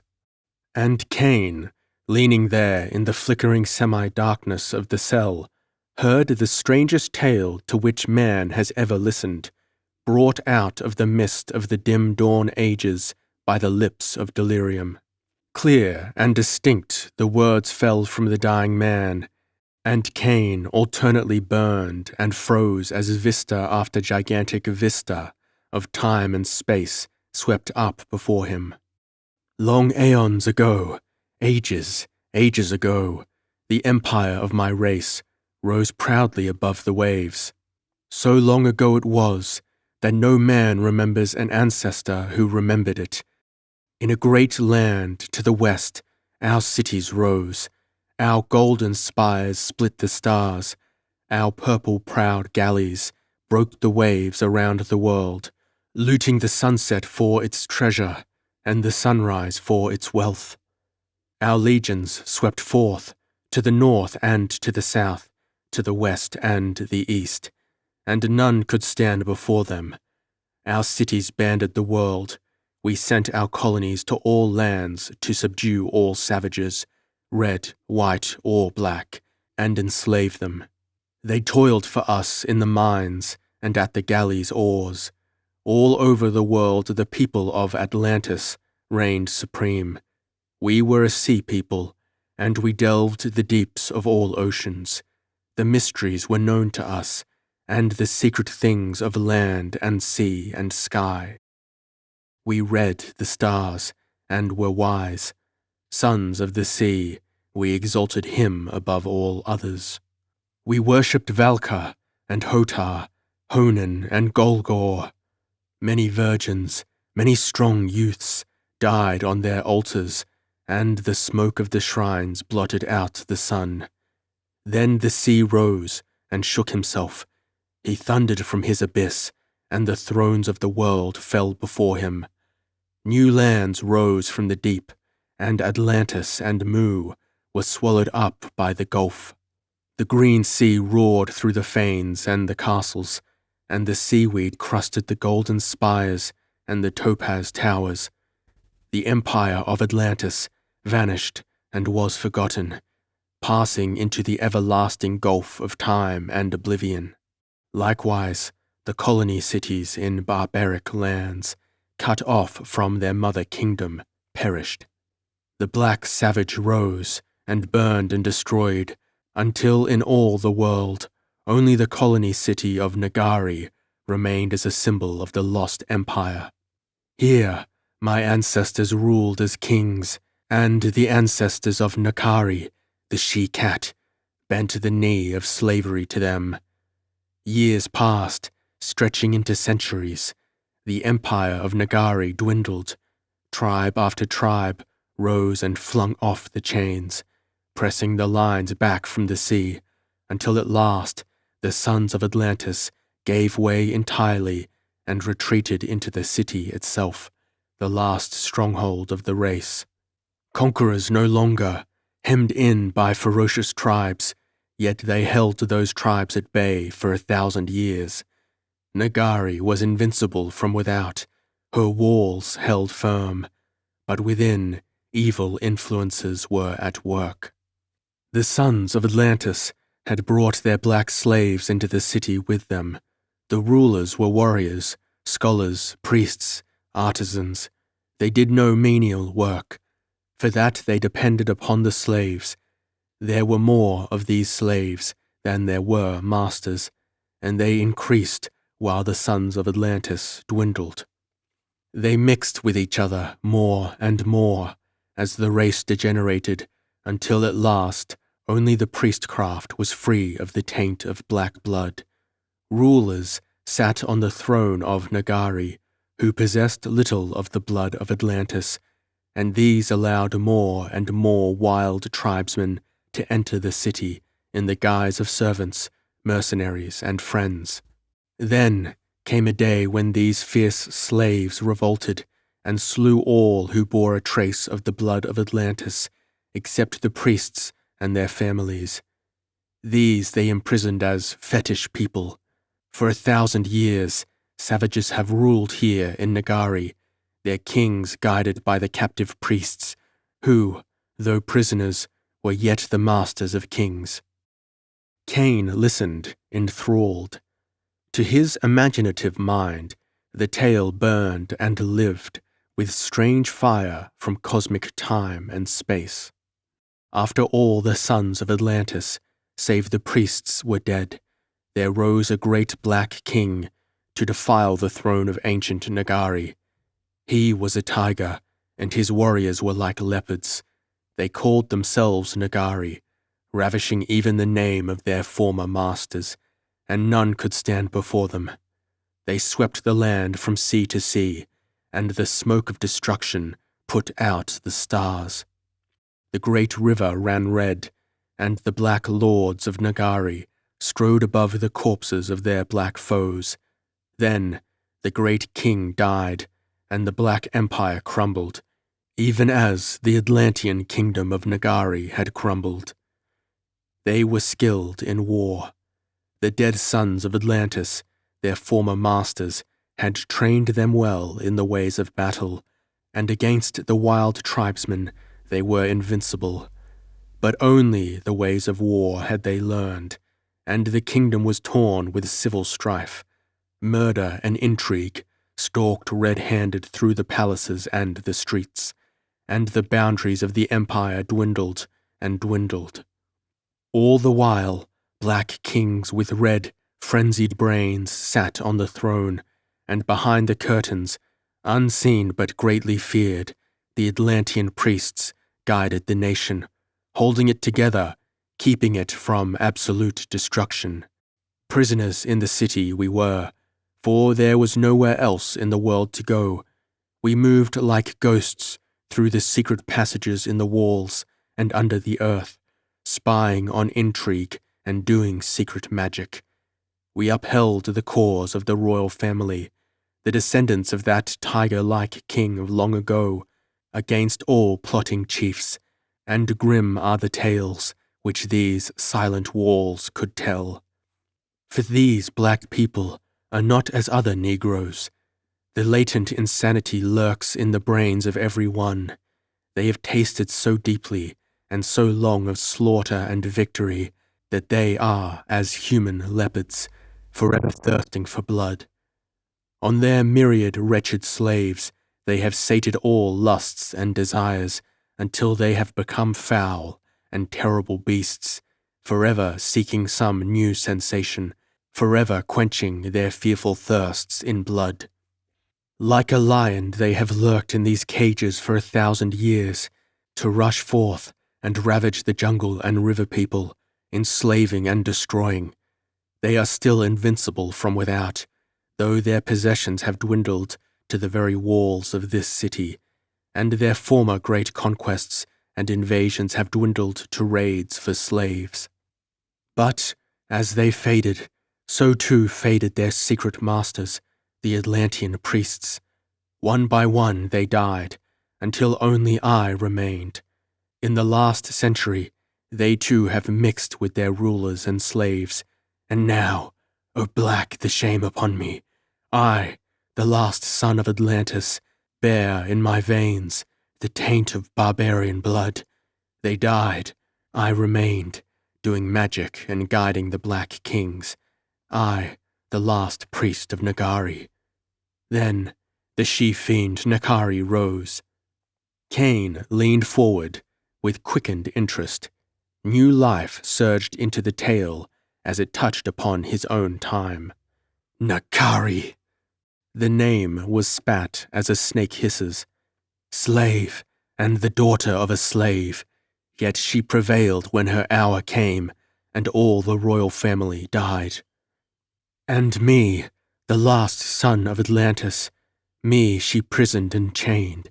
She feared not the silent Atlantean priests, for she was the daughter of a satellite, one of the lesser priests, black men who did the menial work of the brown masters, performing the lesser sacrifices, divining from the livers of fowls and serpents, and keeping the holy fires forever burning.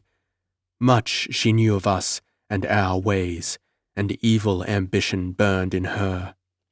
As a child she danced in the march of the new moon, and as a young girl she was one of the star maidens. Much of the lesser mysteries was known to her, and more she learned, spying upon the secret rites of the priests who enacted hidden rituals that were old when the earth was young. For the remnants of Atlantis secretly kept alive the old worships of Valka and Hotar, Honan and Golgor, long forgotten and not to be understood by these black people, whose ancestors died screaming on their altars. Alone of all the savage Nagari, she feared us not. Nakari not only overthrew the king and set herself upon the throne, but she dominated the priests, the black satellites, and the few Atlantean masters who were left. All these last, save me, died beneath the daggers of her assassins or on her racks. She alone, of all the myriad black thousands who have lived and died between these walls, guessed at the hidden passages and subterranean corridors, secrets which we of the priestcraft had guarded jealously from the people for 1,000 years. Blind, black fools, to pass an ageless age in this city, yet never to learn of the secrets thereof. Black apes, fools, not even the lesser black priests know of the long grey corridors lit by phosphorescent ceilings, through which, in our bygone ages, strange forms have glided silently. For our ancestors built Nagari as they built Atlantis, on a mighty scale, and with an unknown art. Not for men alone did we build, but for the gods, who move unseen among us, and deep the secrets these ancient walls hold. Torture could not wring these secrets from our lips, but shackled in her dungeons, we trod our hidden corridors no more. For years the dust has gathered there, untouched by human foot, while we, and finally I alone, lay chained in these foul cells. And among the temples and the dark, mysterious shrines of old move vile, black satellites, elevated by Nakari to glories that were once mine, for I am the last Atlantean high priest. Black will be their doom, and red will be their ruin.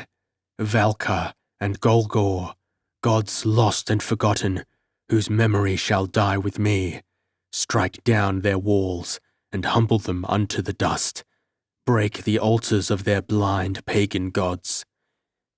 Cain realized that the man was wandering in his mind.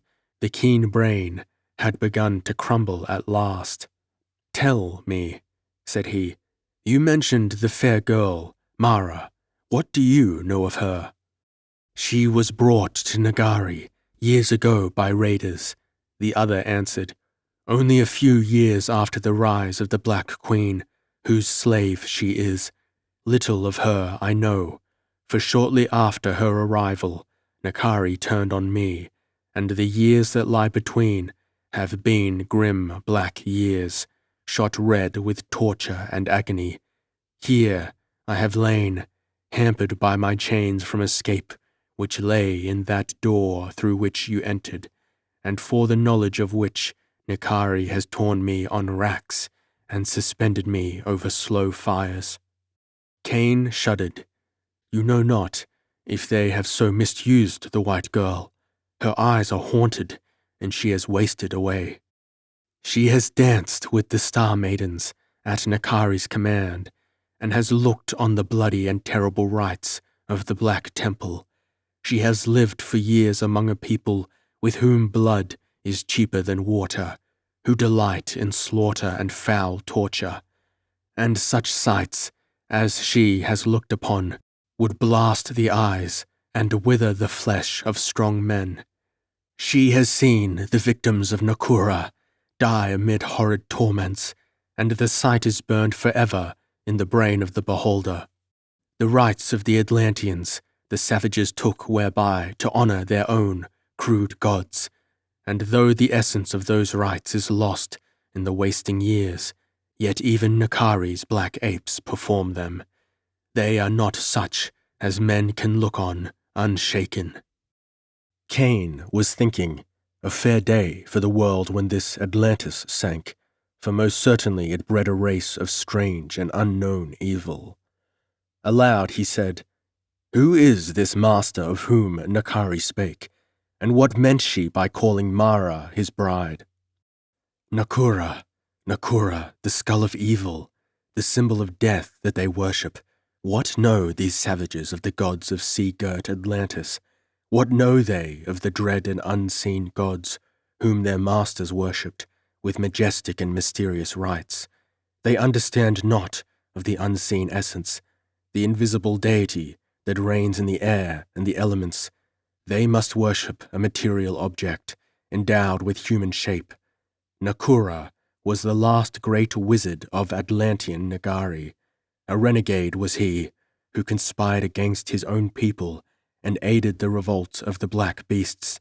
In life they followed him, and in death they deified him.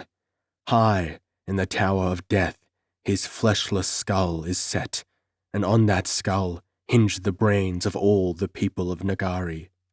Nay, we of Atlantis worshipped death, but we likewise worshipped life.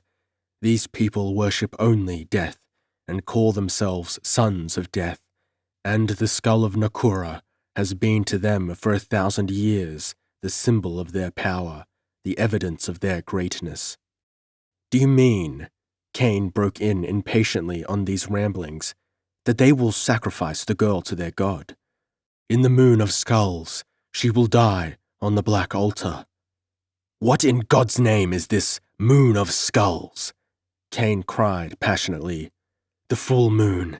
At the full of each moon, which we name the moon of skulls, a virgin dies on the black altar before the tower of death, where, centuries ago, virgins died in honor of Golgor, the god of Atlantis. Now, from the face of the tower that once housed the glory of Golgor, leers down the skull of the renegade wizard, and the people believe that his brain still lives therein to guide the star of the city. For, look ye, stranger, when the full moon gleams over the rim of the tower, and the chant of the priests falls silent, then, from the skull of Nakura thunders a great voice, raised in an ancient Atlantean chant, and the people fall on their faces before it. But hark, there is a secret way, a stair leading up to a hidden niche behind the skull, and there a priest lurks and chants. In days gone by, one of the sons of Atlantis had this office, and by all rights of men and gods, it should be mine this day. For though we, sons of Atlantis, worshipped our ancient gods in secret, the black people would have none of them. To hold our power, we were devotees to their foul gods, and we sang and sacrificed to him whose memory we cursed. But Nakari discovered the secret, known before only to the Atlantean priests, and now one of her black satellites mounts the hidden stair and yammers forth the strange and terrible chant, which is but meaningless gibberish to him, as to those who hear it. I, and only I, know its grim and fearful meaning. Cain's brain whirled in his efforts to formulate some plan of action. For the first time during the whole search for the girl, he felt himself against a blank wall. The palace was a labyrinth, a maze in which he could decide no direction. The corridors seemed to run without plan or purpose, and how could he find Marilyn, prisoned, as she doubtless was, in one of the myriad chambers or cells? Or had she already passed over the borderline of life, or succumbed to the brutal torture lust of Nakari? He scarcely heard the ravings and mutterings of the dying man. "Stranger, do you indeed live, or are you but one of the ghosts which have haunted me of late, stealing through the darkness of my cell? Nay, you are flesh and blood, but you are a savage, even as Nakari's race are black savages. Aeons ago, when your ancestors were defending their caves against the tiger and the mammoth, with crude spears of flint, the gold spires of my people split the stars. They are gone and forgotten, but the world is a waste of barbarians, white and black.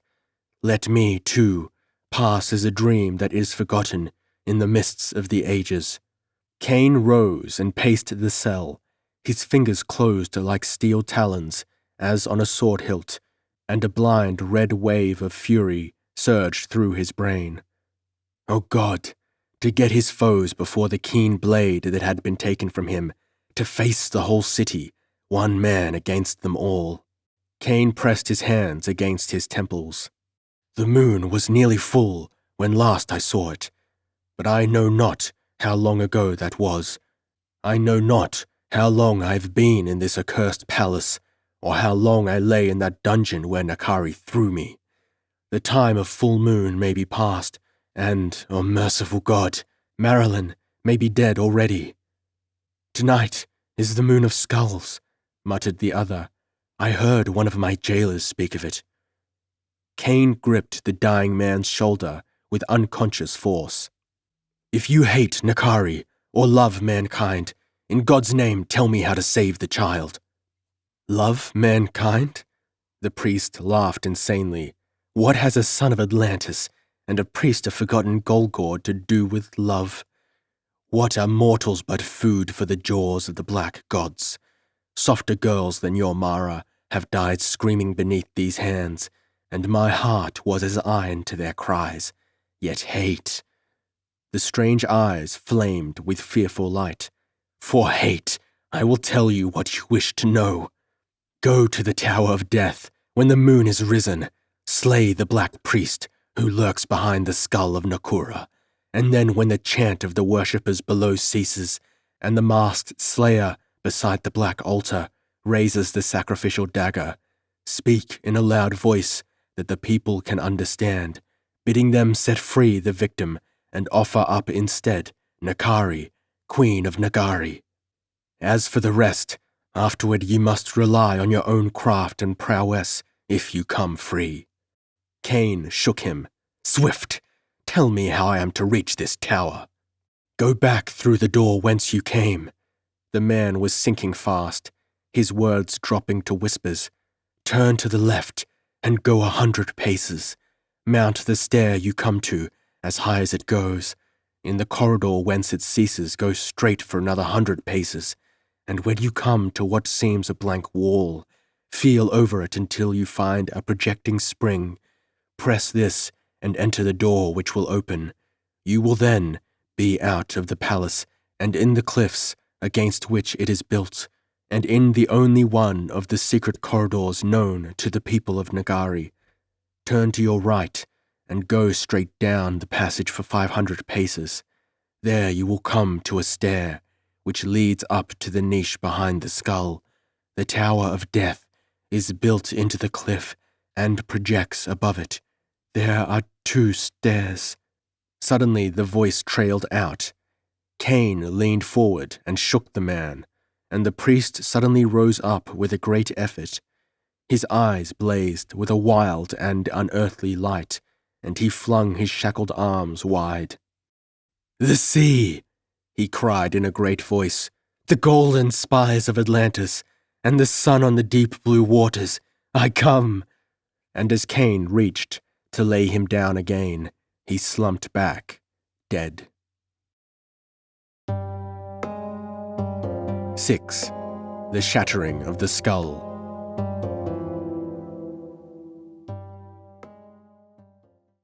By thought a crawling ruin, by life a leaping mire, by a broken heart in the breast of the world, and the end of the world's desire. Chesterton. Cain wiped the cold sweat from his pale brow as he hurried down the shadowy passage. Outside this horrible palace, it must be night. Even now the full moon, the grim moon of skulls, might be rising above the horizon. He paced off 100 paces and came upon the stair the dying priest had mentioned. This he mounted, and coming into the corridor above, he measured off another 100 paces and brought up short against what appeared to be a doorless wall. It seemed an age before his frantic fingers found a piece of projecting metal. There was a creak of rusty hinges as the hidden door swung open, and Cain looked into a passageway darker than the one in which he stood. He entered, and when the door shut behind him, he turned to his right and groped his way along for 500 paces. There the corridor was lighter. Light sifted in from without, and Cain discerned a stairway. Up this he went for several steps, then halted, baffled. At a sort of landing, the stairway became 2, one leading away to the left and the other to the right. Cain cursed. He felt that he could not afford to make a mistake. Time was too precious. But how was he to know which would lead him to the niche where the priest hid? The Atlantean had been about to tell him of these stairs when struck by the delirium which precedes death, and Cain wished fervently that he had lived only a few moments longer. At any rate, he had no time to waste. Right or wrong, he must chance it. He chose the right-hand stair and ran swiftly up it. No time for caution now. He felt instinctively that the time of sacrifice was close at hand. He came into another passage and discerned by the change in masonry that he was out of the cliffs again and in some building, presumably the Tower of Death. He expected any moment to come upon another stair, and suddenly his expectations were realized, but instead of up, it led down. From somewhere in front of him, Cain heard a vague, rhythmic murmur, and a cold hand gripped his heart, the chanting of the worshippers before the black altar. He raced forward recklessly, rounded a turn in the corridor, brought up short against a door, and looked through a tiny aperture. His heart sank. He had chosen the wrong stair, and had wandered into some other building adjoining the Tower of Death. He looked upon a grim and terrible scene. In a wide open space before a great black tower, whose spire rose above the crags behind it, two long lines of savage dancers swayed and writhed. Their voices rose in a strange, meaningless chant, and they did not move from their tracks. From their knees upward, their bodies swayed in fantastic rhythmical motions, and in their hands torches tossed and whirled, shedding a lurid, shifting red light over the scene. Behind them were ranged a vast concourse of people who stood silent. The dancing torchlight gleamed on a sea of glittering eyes and black faces. In front of the dancers rose the Tower of Death, gigantically tall, black, and horrific. No door or window opened in its face, but high on the wall, in a sort of ornamented frame, there leered a grim symbol of death and decay, the skull of Nakura.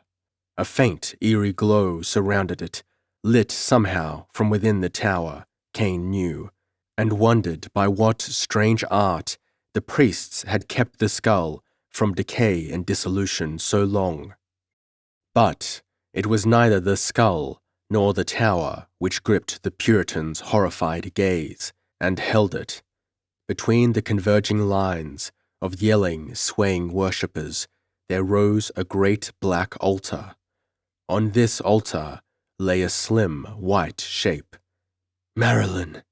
The word burst from Cain's lips in a great sob. For a moment he stood frozen, helpless, struck blind. No time now to retrace his steps and find the niche where the skull priest lurked. Even now a faint glow was apparent behind the spire of the tower, etching that spire blackly against the sky. The moon had risen, the chant of the dancers soared up to a frenzy of sound, and from the silent watchers behind them began a sinister, low rumble of drums. To Cain's dazed mind, it seemed that he looked on some red debauch of a lower hell. What ghastly worship of past aeons did these perverted and degenerate rites symbolize? Cain knew that these black people aped the rituals of their former masters in their crude way, and even in his despair, he found time to shudder at the thought of what those original rites must have been. Now, a fearful shape rose up behind the altar where lay the silent girl. A tall, black man, entirely naked save for a hideous painted mask on his face and a great headdress of waving plumes. The drone of the chant sank low for an instant, then rose up again to wilder heights. Was it the vibrations of their song that made the floor quiver beneath Cain's feet? Cain, with shaking fingers, began to unbar the door. Naught to do now but to rush out barehanded and die beside the girl he could not save. Then his gaze was blocked by a giant form which shouldered in front of the door. A huge black man, a chief by his bearing and apparel, leaned idly against the wall as he watched the proceedings. Cain's heart gave a great leap. This was too good to be true. Thrust in the black man's girdle was the pistol that he himself had carried. He knew that his weapons must have been divided among his captors. This pistol meant nothing to the chief, but he must have been taken by its strange shape and was carrying it as savages will wear useless trinkets. Or perhaps he thought it a sort of war club. At any rate, there it was, and again the floor and building seemed to tremble. Cain pulled the door silently inward and crouched in the shadows behind his victim like a great brooding tiger. His brain worked swiftly and formulated his plan of action. There was a dagger in the girdle beside the pistol, The black man's back was turned squarely to him, and he must strike from the left to reach the heart and silence him quickly. All this passed through Solomon's brain in a flash as he crouched. The black man was not aware of his foe's presence until Cain's lean right hand shot across his shoulder and clamped on his mouth, jerking him backward. At the same instant, the Puritan's left hand tore the dagger from the girdle, and with one desperate plunge, sank the keen blade home. The black crumpled without a sound, and in an instant, Cain's pistol was in its owner's hand. A second's investigation showed that it was still loaded and the flint still in place. No one had seen the swift murder.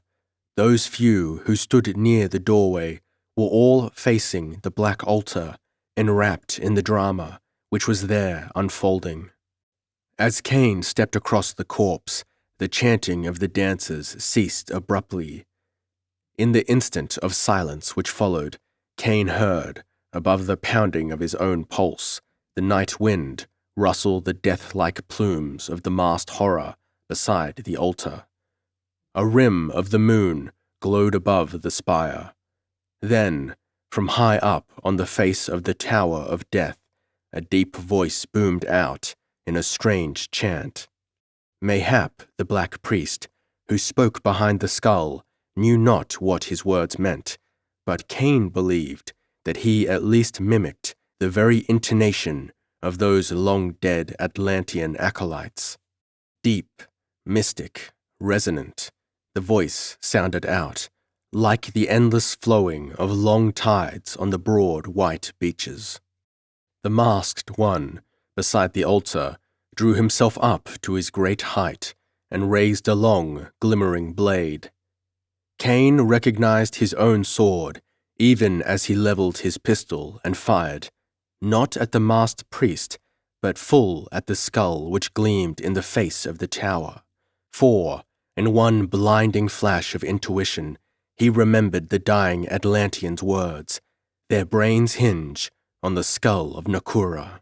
Simultaneously, with the crack of the pistol, came a shattering crash.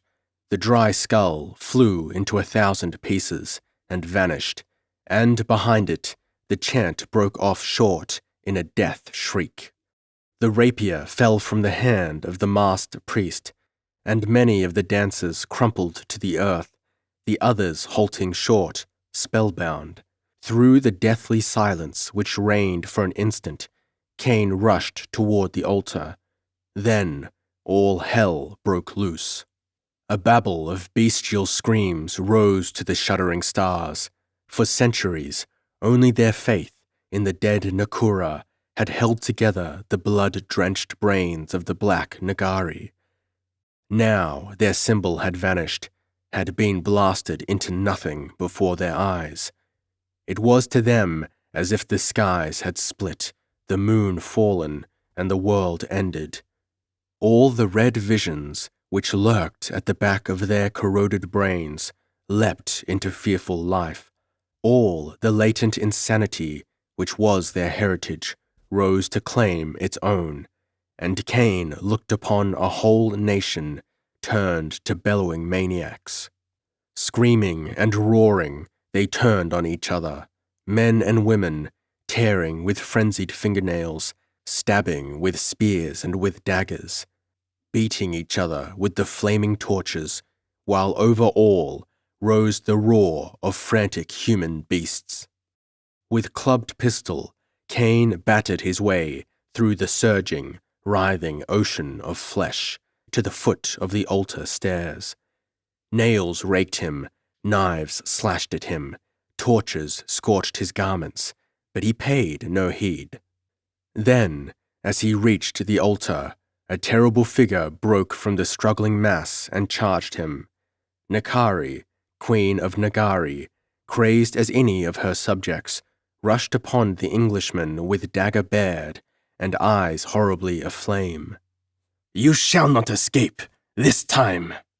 she was screaming, but before she reached him, a great black giant, dripping blood and blind from a gash across his eyes, reeled across her path and lurched into her. She screamed like a wounded cat and struck her dagger into him, and then, groping hands closed on her, the blind giant whirled her on high with one dying effort, and her last scream knifed the din of battle as Nakari, last queen of Nagari, crashed against the stones of the altar and fell, shattered and dead, at Cain's feet. Cain sprang up the black steps, worn deep by the feet of myriad priests and victims, and as he came, the masked figure, who had stood like one turned to stone, came suddenly to life.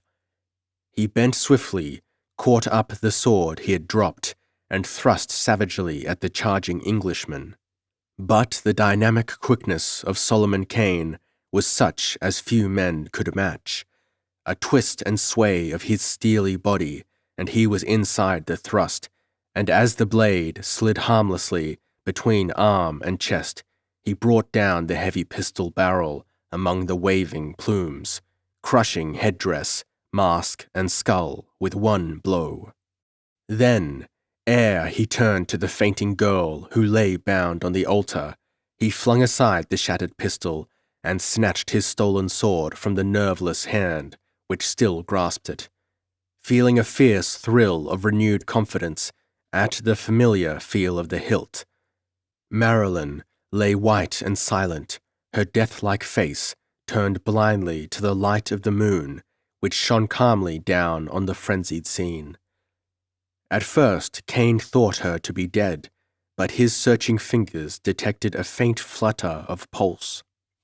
He cut her bonds and lifted her tenderly, only to drop her again and whirl as a hideous blood-stained figure of insanity came leaping and gibbering up the steps. Full upon Cain's outthrust blade, the creature ran, and toppled back into the red swirl below, clawing beast-like at its mortal wound. Then, beneath Cain's feet, the altar rocked. A sudden tremor hurled him to his knees, and his horrified eyes beheld the Tower of Death sway to and fro. Some horror of nature was taking place, and this fact pierced the crumbling brains of the fiends who fought and screamed below. A new element entered into their shrieking, and then the Tower of Death swayed far out with a terrible and awesome majesty, broke from the rocking crags, and gave way with a thunder of crashing worlds. Great stones and shards of masonry came raining down, bringing death and destruction to hundreds of screaming humans below. One of these stones crashed to pieces on the altar beside Cain, showering him with dust. "Earthquake!" he gasped, and smitten by this new terror, he caught up the senseless girl and plunged recklessly down the cracking steps, hacking and stabbing away through the crimson whirlpools of bestial humanity that still tore and ravened. The rest was a red nightmare, in which Cain's dazed brain refused to record all its horrors. It seemed that, for screaming crimson centuries, he reeled through the narrow, winding streets, where bellowing, screeching black demons battled and died, among titanic walls and black columns that rocked against the sky and crashed to ruin about him, while the earth heaved and trembled beneath his staggering feet, and the thunder of crashing towers filled the world. Gibbering fiends in human shape clutched and clawed at him to fade before his flailing sword, and falling stones bruised and battered him. He crouched as he reeled along, covering the girl with his body as best he could, sheltering her alike from blind stone and blinder human. At last, when it seemed mortal endurance had reached its limit, he saw the great black outer wall of the city loom before him, rent from earth to parapet and tottering for its fall. He dashed through a crevice and, gathering his efforts, made one last sprint. And scarce was he out of reach than the wall crashed, falling inward like a great black wave. The night wind was in his face, and behind him rose the clamour of the doomed city as Cain staggered down the hill path that trembled beneath his feet. 7. The Faith of Solomon.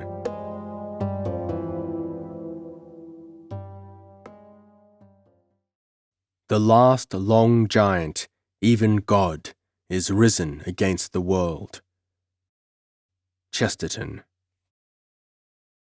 Dawn lay like a cool white hand on the brow of Solomon Kane. The nightmares faded from his soul as he breathed deep of the morning wind which blew up from the jungle far below his feet. A wind laden with the musk of decaying vegetation, yet it was like the breath of life to him, for the scents were those of the clean natural disintegration of outdoor things, not the loathsome aura of decadent antiquity that lurks in the walls of eon-old cities. Cain shuddered involuntarily.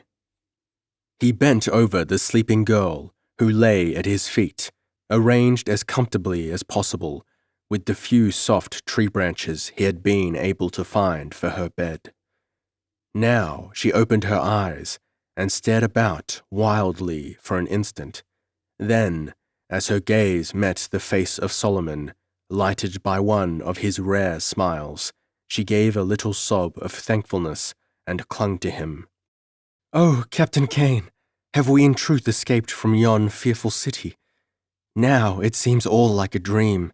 After you fell through the secret door in my chamber, Nakari later went to your dungeon, as she told me, and returned in vile humour. She said you were a fool, for she had offered you the kingdom of the world, and you had but insulted her. She screamed and raved and cursed like one insane, and swore that she would yet, alone, build a great empire of Nagari. Then she turned on me and reviled me, saying that you held me, a slave, in more esteem than a queen and all her glory. And in spite of my pleas, she took me across her knees and whipped me until I swooned. Afterward, I lay half senseless for a long time and was only dimly aware that men came to Nakari and said that you had escaped. They said you were a sorcerer, for you faded through a wall like a ghost. But Nakari killed the men who had brought you from the cell, and for hours she was like a wild beast. How long I lay thus, I know not, in those terrible rooms and corridors where no natural light ever entered. One lost all track of time, but from the time you were captured by Nakari and the time that I was placed on the altar, at least a day and a night and another day must have passed. It was only a few hours before the sacrifice that word came you had escaped. Nakari and her star maidens came to prepare me for the rite. At the bare memory of that fearful ordeal, she whimpered and hid her face in her hands. I must have been drugged. I only know that they clothed me in the white robe of the sacrifice and carried me to the great black chamber filled with horrid statues. There, I lay for a space like one in a trance, while the women performed various strange and shameful rites according to their grim religion. Then I fell into a swoon, and when I emerged, I was laying bound on the black altar. The torches were tossing, and the devotees chanting. Behind the Tower of Death, the rising moon was beginning to glow. All this I know faintly, as in a dream. And as in a dream, I saw the glowing skull high on the tower, and the gaunt black naked priest holding a sword above my heart. Then I knew no more. What happened? At about that moment, Cain answered, I emerged from the building wherein I had wandered by mistake, and blasted their hellish skull to atoms with a pistol ball. Whereupon all these people, being cursed from birth by demons, and being likewise possessed of devils, fell to slaying one another. In the midst of the tumult, an earthquake cometh to pass, which shakes the walls down. Then I snatch you up, and running at random, came upon a rent in the outer wall, and thereby escape, carrying you, who seem in a swoon. Only once you awoke, after I had crossed the bridge across the sky, as the black people of Nagari called it, which was crumbling beneath our feet by reason of the earthquake. After I had come to these cliffs, but dared not descend them in the darkness, the moon being nigh to setting by that time, you awoke and screamed and clung to me, whereupon I soothed you as best I might, and after a time you fell into a natural sleep. And now what? Asked the girl. England! Kane's deep eyes lighted at the word. I find it hard to remain in the land of my birth for more than a month at a time, yet though I am cursed with the wanderlust, 'tis a name that ever rouses a glow in my bosom. And how of you, child? Oh heaven, she cried, clasping her small hands. Home! Something of which to be dreamed, never attained, I fear. Oh, Captain Kane, how shall we gain through all the vast leagues of jungle which lie between this place and the coast? Marilyn, said Kane gently, stroking her curly hair, methinks you lack somewhat in faith, both in Providence and in me. Nay, alone I am a weak creature, having no strength or might in me, yet in times past hath God made me a great vessel of wrath, and a sword of deliverance, and, I trust, shall do so again. Look you, little Marilyn, in the last few hours, as it were, we have seen the passing of an evil race, and the fall of a foul black empire. Men died by thousands about us, and the earth rose beneath our feet, hurling down towers that broke the heavens. Yea, death fell about us in a red rain, yet we escaped unscathed. Therein is more than the hand of man, nay, a power, the mightiest power, that which guided me across the world, straight to that demon city, which led me to your chamber, which aided me to escape again, and led me to the one man in all the city who would give the information I must have, the strange, evil priest of an elder race, who lay dying in a subterranean cell, and which guided me to the outer wall as I ran blindly and at random. For should I have come under the cliffs which formed the rest of the wall, we had surely perished. That same power brought us safely out of the dying city, and safe across the rocking bridge, which shattered and sundered down into the chasm, just as my feet touched solid earth. Think you, having led me this far and accomplished such wonders, the power will strike us down now? Nay, evil flourishes and rules in the cities of men and the waste places of the world, but anon the great giant that is God rises and smites for the righteous, and they lay faith in him. I say this cliff shall we descend in safety, and yon dank jungle traverse in safety, and it is as sure that in old Devon your people shall clasp you again to their bosom, as that you stand here. And now, for the first time, Marilyn smiled with the quick eagerness of a normal young girl, and Kane sighed in relief.